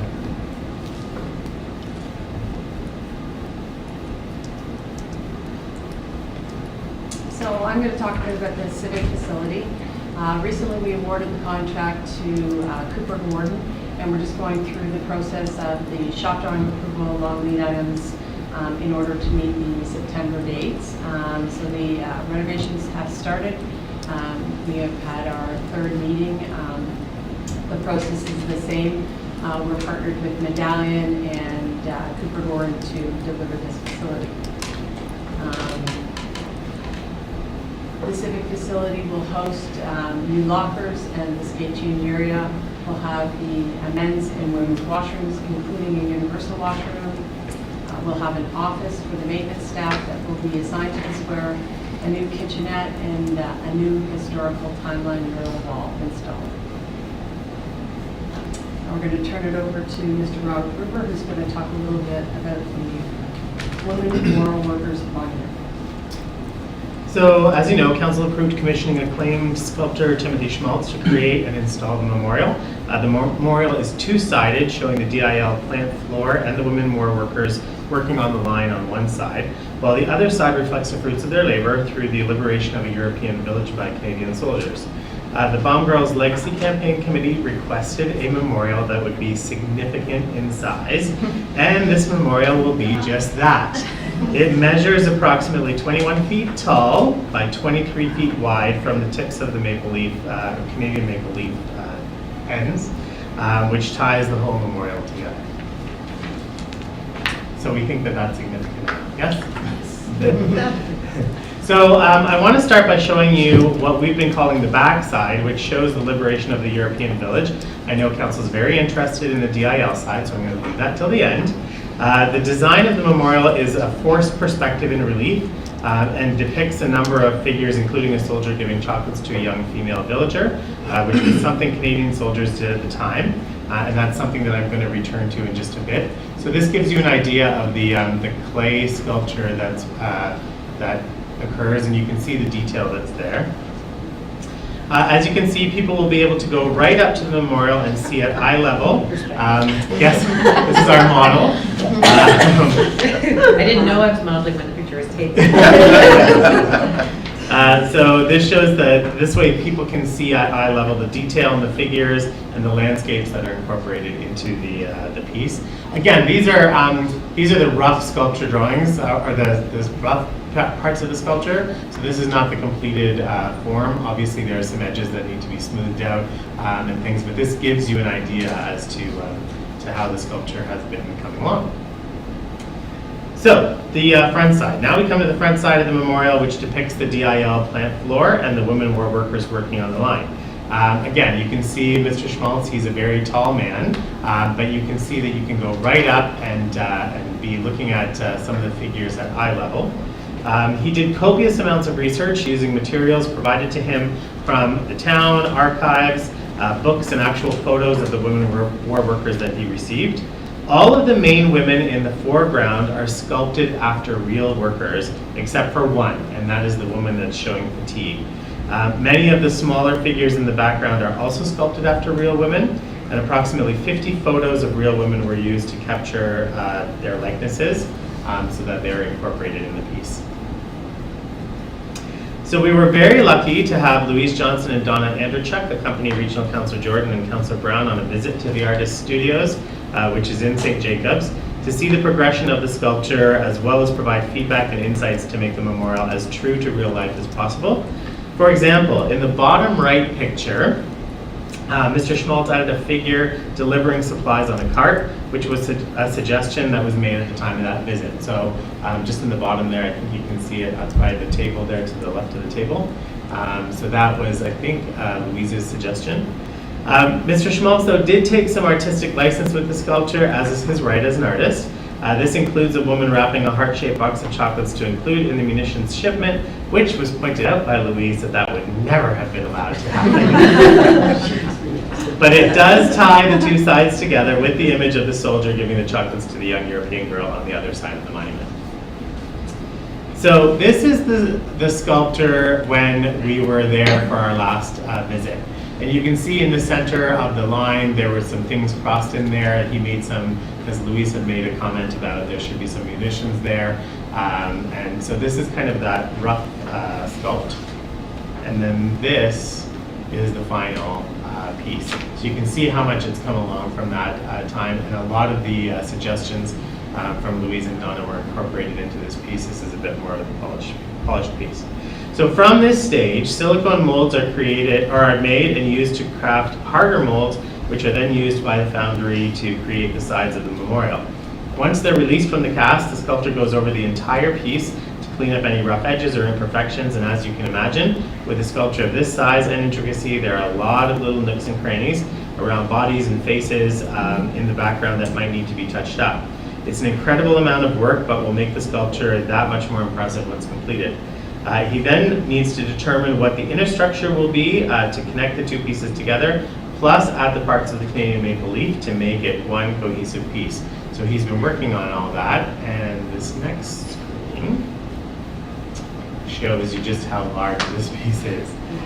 This work has all been done, and Mr. Schmaltz is now working with town staff on the installation of the piece and the storyboard, which is still in development. Much of the engineering that's required for the installation of this piece hinged on the completion of the casting in order to get exact weights. As you can see, it would have been impossible just from the molds that he created from the two sides to be able to do a full determination of how to install the piece, getting engineered stamp drawings and things like that. So these pictures were just received about a week and a half ago, and as you can see, the sheer size and detail of the piece will be something that the residents of Ajax have never seen before, and I'm really looking forward to seeing the finished piece in all of its glory. I did also look into some past emails, and it looks like the piece is going to be delivered in 5 pieces. So both sides plus the 3 pieces of the maple leaf, those will be installed on site.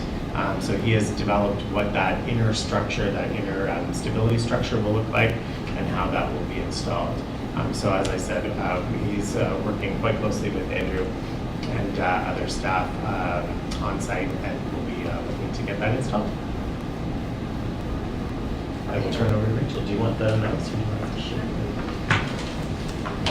Okay, so we've built the square and we've created a monument, and now we need to unveil it to the community.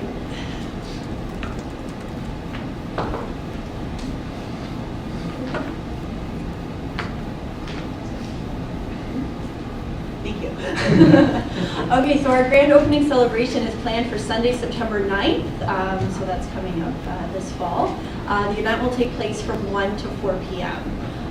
So from 1 to 4, we'll have an artisans market. And the reason why we want to include an artisans market was really just to give sort of the community a sense of what this space can be used for in terms of a community gathering space, and to really have some activity down there. In addition, we'll have interactive kids activities and self-guided tours. So that'll take place throughout the entire opening celebration. From 2 to 3, that'll be our official opening ceremony, which includes a few components, including a Pat Bailey tribute, which we've asked Mr. Bill Parrish to be a part of. As well, we will be unveiling the monument to honor women war workers. We have invited the Heritage Minister. We have yet to receive confirmation, but they have provided the funding for the piece. So we are working away with our contacts to secure the Heritage Minister, as well as a representative from the Bob Girls Legacy Committee, and we're hoping that Louise Johnson will be well and able to speak at the event as well. So as part of the celebration, we will have some performances and entertainment, including the HMCS York Band, young singers singing the national anthem, and a surprise Zero Gravity Circus performance. That's all I'll give details for there, so just save the wow factor for the day of. And then in terms of media relations and communications, so there's a large story to be told here, not only for the town in terms of creating this downtown space and this transformation of the new downtown Ajax, which council has been committed to for quite some time, but also sort of the architectural piece of it and creating these big public spaces for the community. But then in addition to that is that this is the first time a monument to honor women war workers will be unveiled here in Canada. So there is an opportunity here for a national story. In addition, we will be doing some specialty media outreach and our local media blitz as well. And then as part of the celebration, there will be a commemorative souvenir, which will be given away in limited supply as a draw, and as well as celebration cookies to mark the occasion. So we have a very sort of full day planned for the Sunday afternoon, and there's a staff committee internally that are working away on bringing this vision to reality.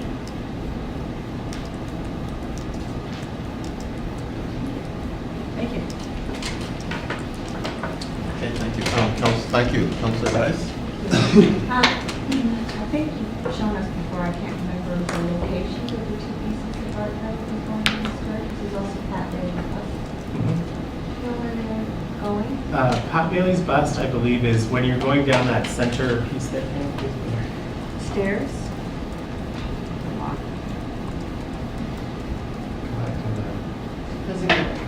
Yeah, right here. So it'll be right about here, Pat Bailey's bust, and I believe the DIO memorial is going to be here. That's right. Yeah.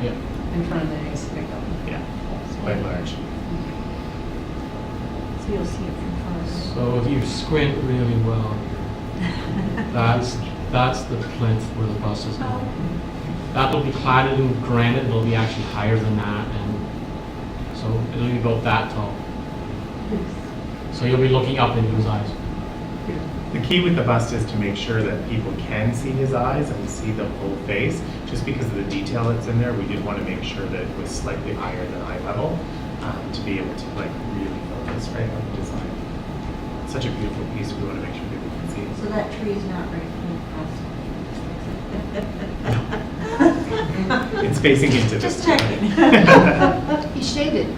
He doesn't get too hot.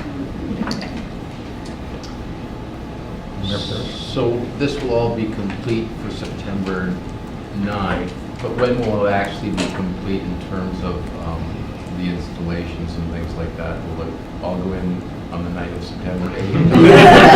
When will it be done sometime in August, or what is there?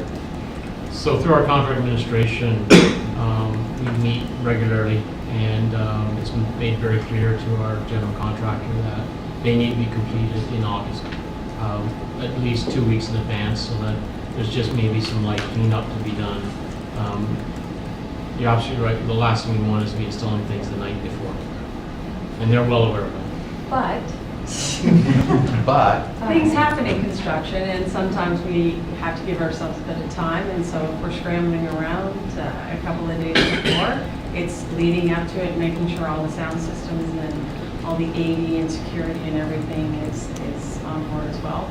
Everything ties back to the civics facility as the central location to facilitate all of that. So that's an important piece as well. So it's June 11th. This is 3 months away. So we're looking good in terms of where we are. And We are. Councilor Brown? Yes, thank you. You forgot to say that the ship HMS Ajax is on top of that. Oh, yes, at the top of the DIL side of the sculpture, again, Tim wanted to add in that, part of the thinking of the DIL workers was sort of that, the HMS Ajax being that battle that, started to get us our name here. So at the very top of the round piece, it's kind of ethereal, yet in the clouds there kind of thing. So there will be, that is a replica of the HMS Ajax at the top there. So kind of ties in as well with the town's name and namesake, as well as the plant. So there's some really unique features with the memorial. I think it's going to be quite nice.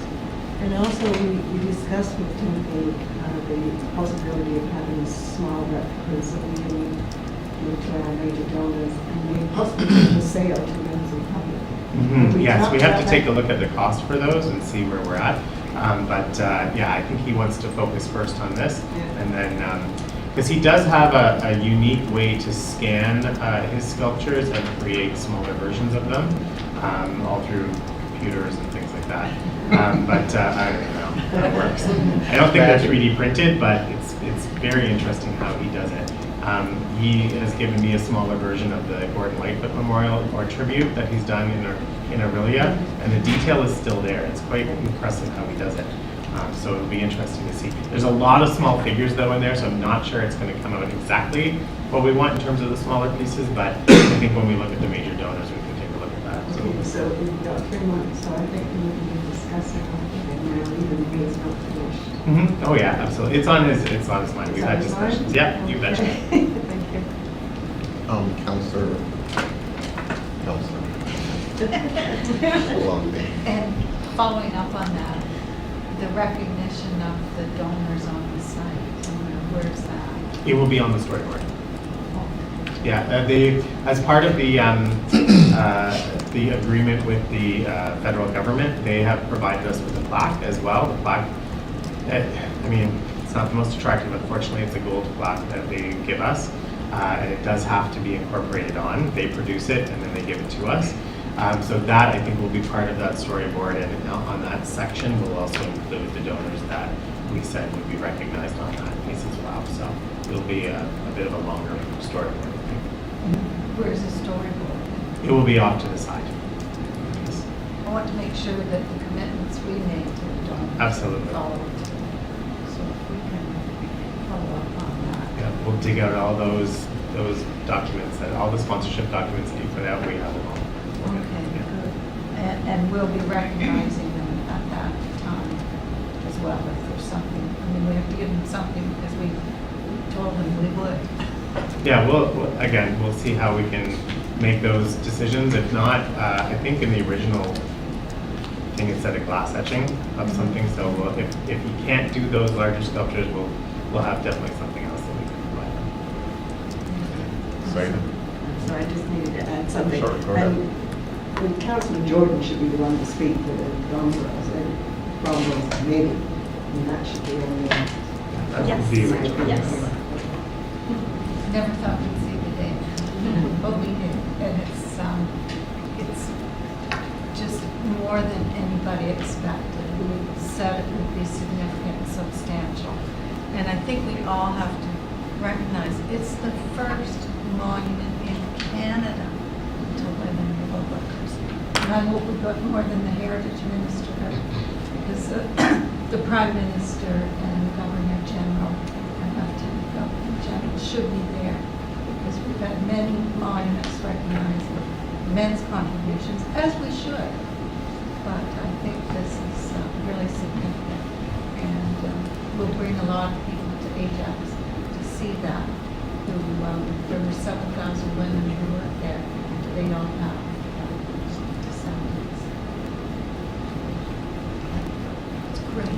should be added into that tourism thing. Well, that's what it gets. I guess that's what you're going It's for. exciting. That's- And will it be Stating the covered obvious. before we unveil it? And do We're trying to see how to do that. Okay. We have some ideas. Yeah. Good. The last thing we want is to try and drape it and then No. pull it up and snag it on something because it's like so big. We're looking into Yeah. automated options for that. We'll see how that works. And the lighting as well. Because that needs to be, that it really shows it off to advantage at, when it's dark. And I also believe there is for lighting around it, yes. I There- know there the is lighting artist around is- it, yes, but what yeah. is a specific spotlight on it, I can't answer. Well, the artist actually specifically said he did not want uplighting because It's it uplight. makes the faces look ghostly. He doesn't like that. So he just likes the regular lighting on it from the side because the uplighting causes too much shadow in the face and it doesn't look good. Is there something to mount lighting from our facility? I think it needs to. Well, I think there's pole lighting, right? There's pole lighting. Yeah, there's pole lighting in the square, which will. And certainly have investors do that. Okay, that's, will there be, I guess, daily or weekly or monthly tours with a guided tours available? Just, like, I don't know whether it's staff or somewhere, just to explain, like if somebody comes there on a Saturday or a Sunday, to explain what it is that what exactly it is that they're looking at. Well, I hope the storyboard would answer. I know there's a storyboard, but would there be guided tours? So I That's think, my question. through the chair, what we've talked about is looking at the current tours that we do now and incorporating that into heritage walking tours Right. or spirit walks that we do currently. Yeah. Also, we have developed some great online tools, so being able to create that repository of information so that people can access that information whenever they want it, whenever they need it in terms of the cultural map and that ability, and as well anytime we have events. So we won't have like an every third Monday at 7 o'clock come for a tour, but we will make sure to feature it within our regular tour program and ensure that through our online assets it's well publicized and the information is there. Almost like virtual walking tour type of ideas. Okay, good. Are there any other questions? Thank you very much. Excellent job. We need to receive that. Move to receive. All in favor?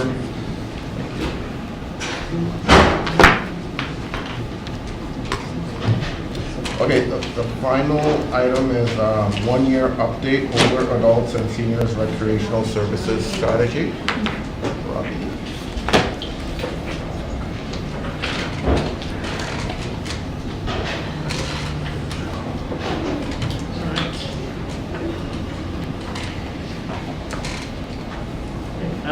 Thank you for having me here this afternoon. I'm here today to share with you a 1-year update on the town's older adult and seniors recreational services strategy. The strategy was launched to the public in April of 2017, when many residents had the opportunity to speak with town staff and the consultants at the time, just on our findings and the recommendations that stem from the strategy. As of today, I've had the opportunity to work on 10 of the 14 recommendations, which I'll go over with you today. In February of 2017, Council had endorsed the strategy, recognizing the importance of our aging and diverse population. The strategy will guide the town to prioritize its initiatives affecting those 55 plus. One of the recommendations of the strategy was that the town hire a program coordinator to oversee the strategy and the implementation of the recommendation. Since July of 2017, I've had that opportunity to quickly tackle the recommendations, which have included new programs and volunteer opportunities. As I mentioned, the strategy has a total of 14 recommendations, which are broken down into 3 categories: improve upon, expand upon, and build upon. The strategic framework helps to organize the recommendations around 2 considerations: the timeline for implementation and the cost. To highlight some of the recommendations and just some examples that we've done to accomplish them, or some of them are ongoing. Number 1 speaks to the recreational opportunities for seniors based out of our existing community centers and seniors clubs.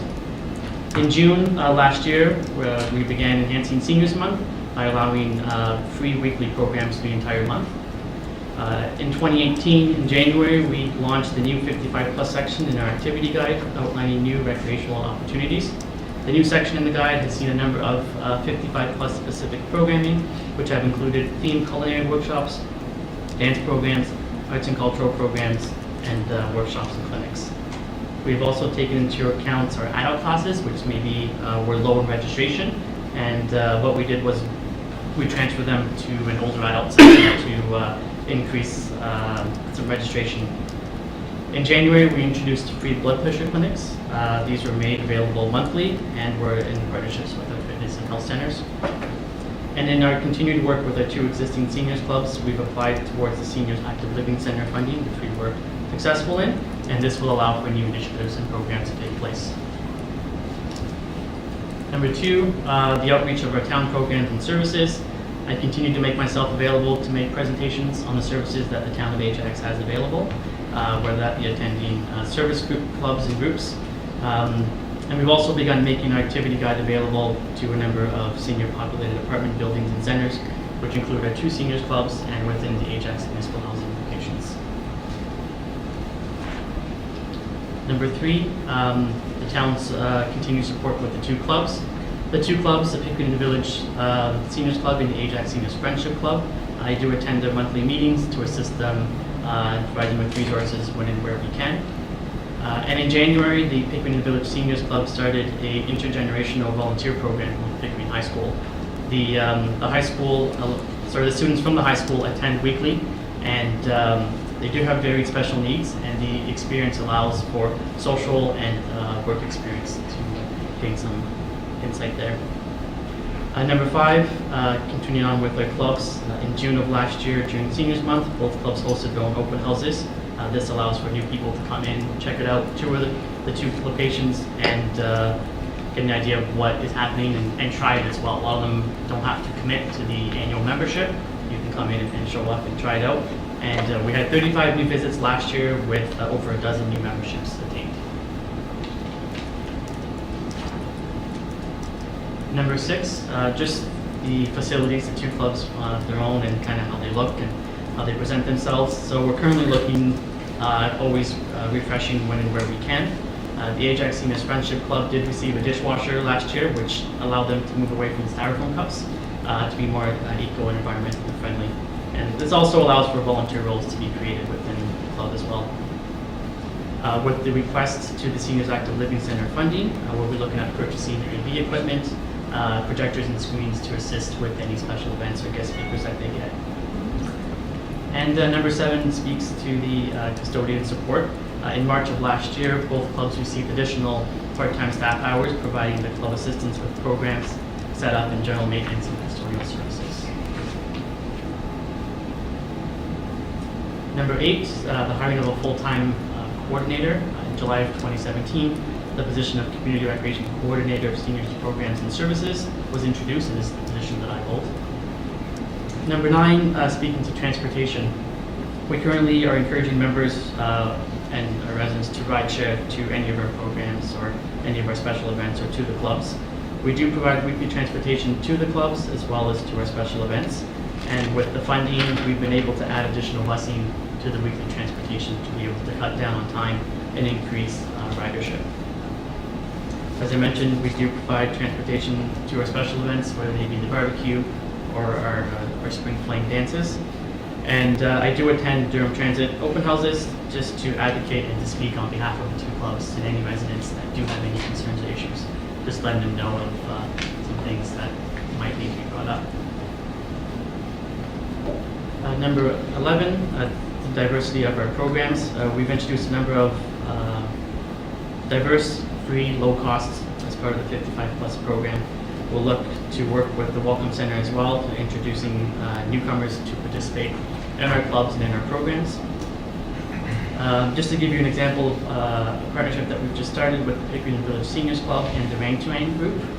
We're a Indian-based group. We utilize the space weekly and are slowly transitioning to participate in daily programs within the club. Number 13, the program space. As we maximize our current community centers and seniors clubs, we are looking potentially to churches or other facilities to utilize for programming, which allows for cross-promotion, those that populate those buildings, churches, or schools. We've successfully made strides in a number of our recommendations, and we'll continue to expand upon them as many are ongoing. But our strategy also does play a big role in our approach to an age-friendly community, which Tracy touched on at the beginning of our meeting. Thank you, and thanks for the questions you might Okay, have. thank you for your presentation. Councilor Crawford? Thank you. Through you, Mr. Chair, to Robbie. Have you ever considered attending maybe a road watch meeting? I don't know if seniors bring up the length of the lights at certain intersections, or they're pretty good for advocating. They're kind of that channel between, well, it's representation with the police on it, but the whole committee is good. So it might be, I mean, I wouldn't think you'd have to go all the time, but they know they meet on a weekly basis. So it might be a good avenue. I can connect with the coordinator of that. Robbie, do you find that here you define seniors as 55 plus, right? I find that insulting. Yeah, we have to talk about that. Do you find there is issues with helping 55-year-olds, so at the lower end of the scale, transitioning into this other aspect of their lives? I know you're as old as you feel, but do you have anything to help those at the lower end of that scale in terms of, like, do you have a lot of participation from 55-year-olds, or do they still, like, We do, yeah. So, I mean, when you look at 55 plus, we look at the older adults, and then you get into the 60 to 65, Right. the seniors. Right. We do have a lot of participation within them.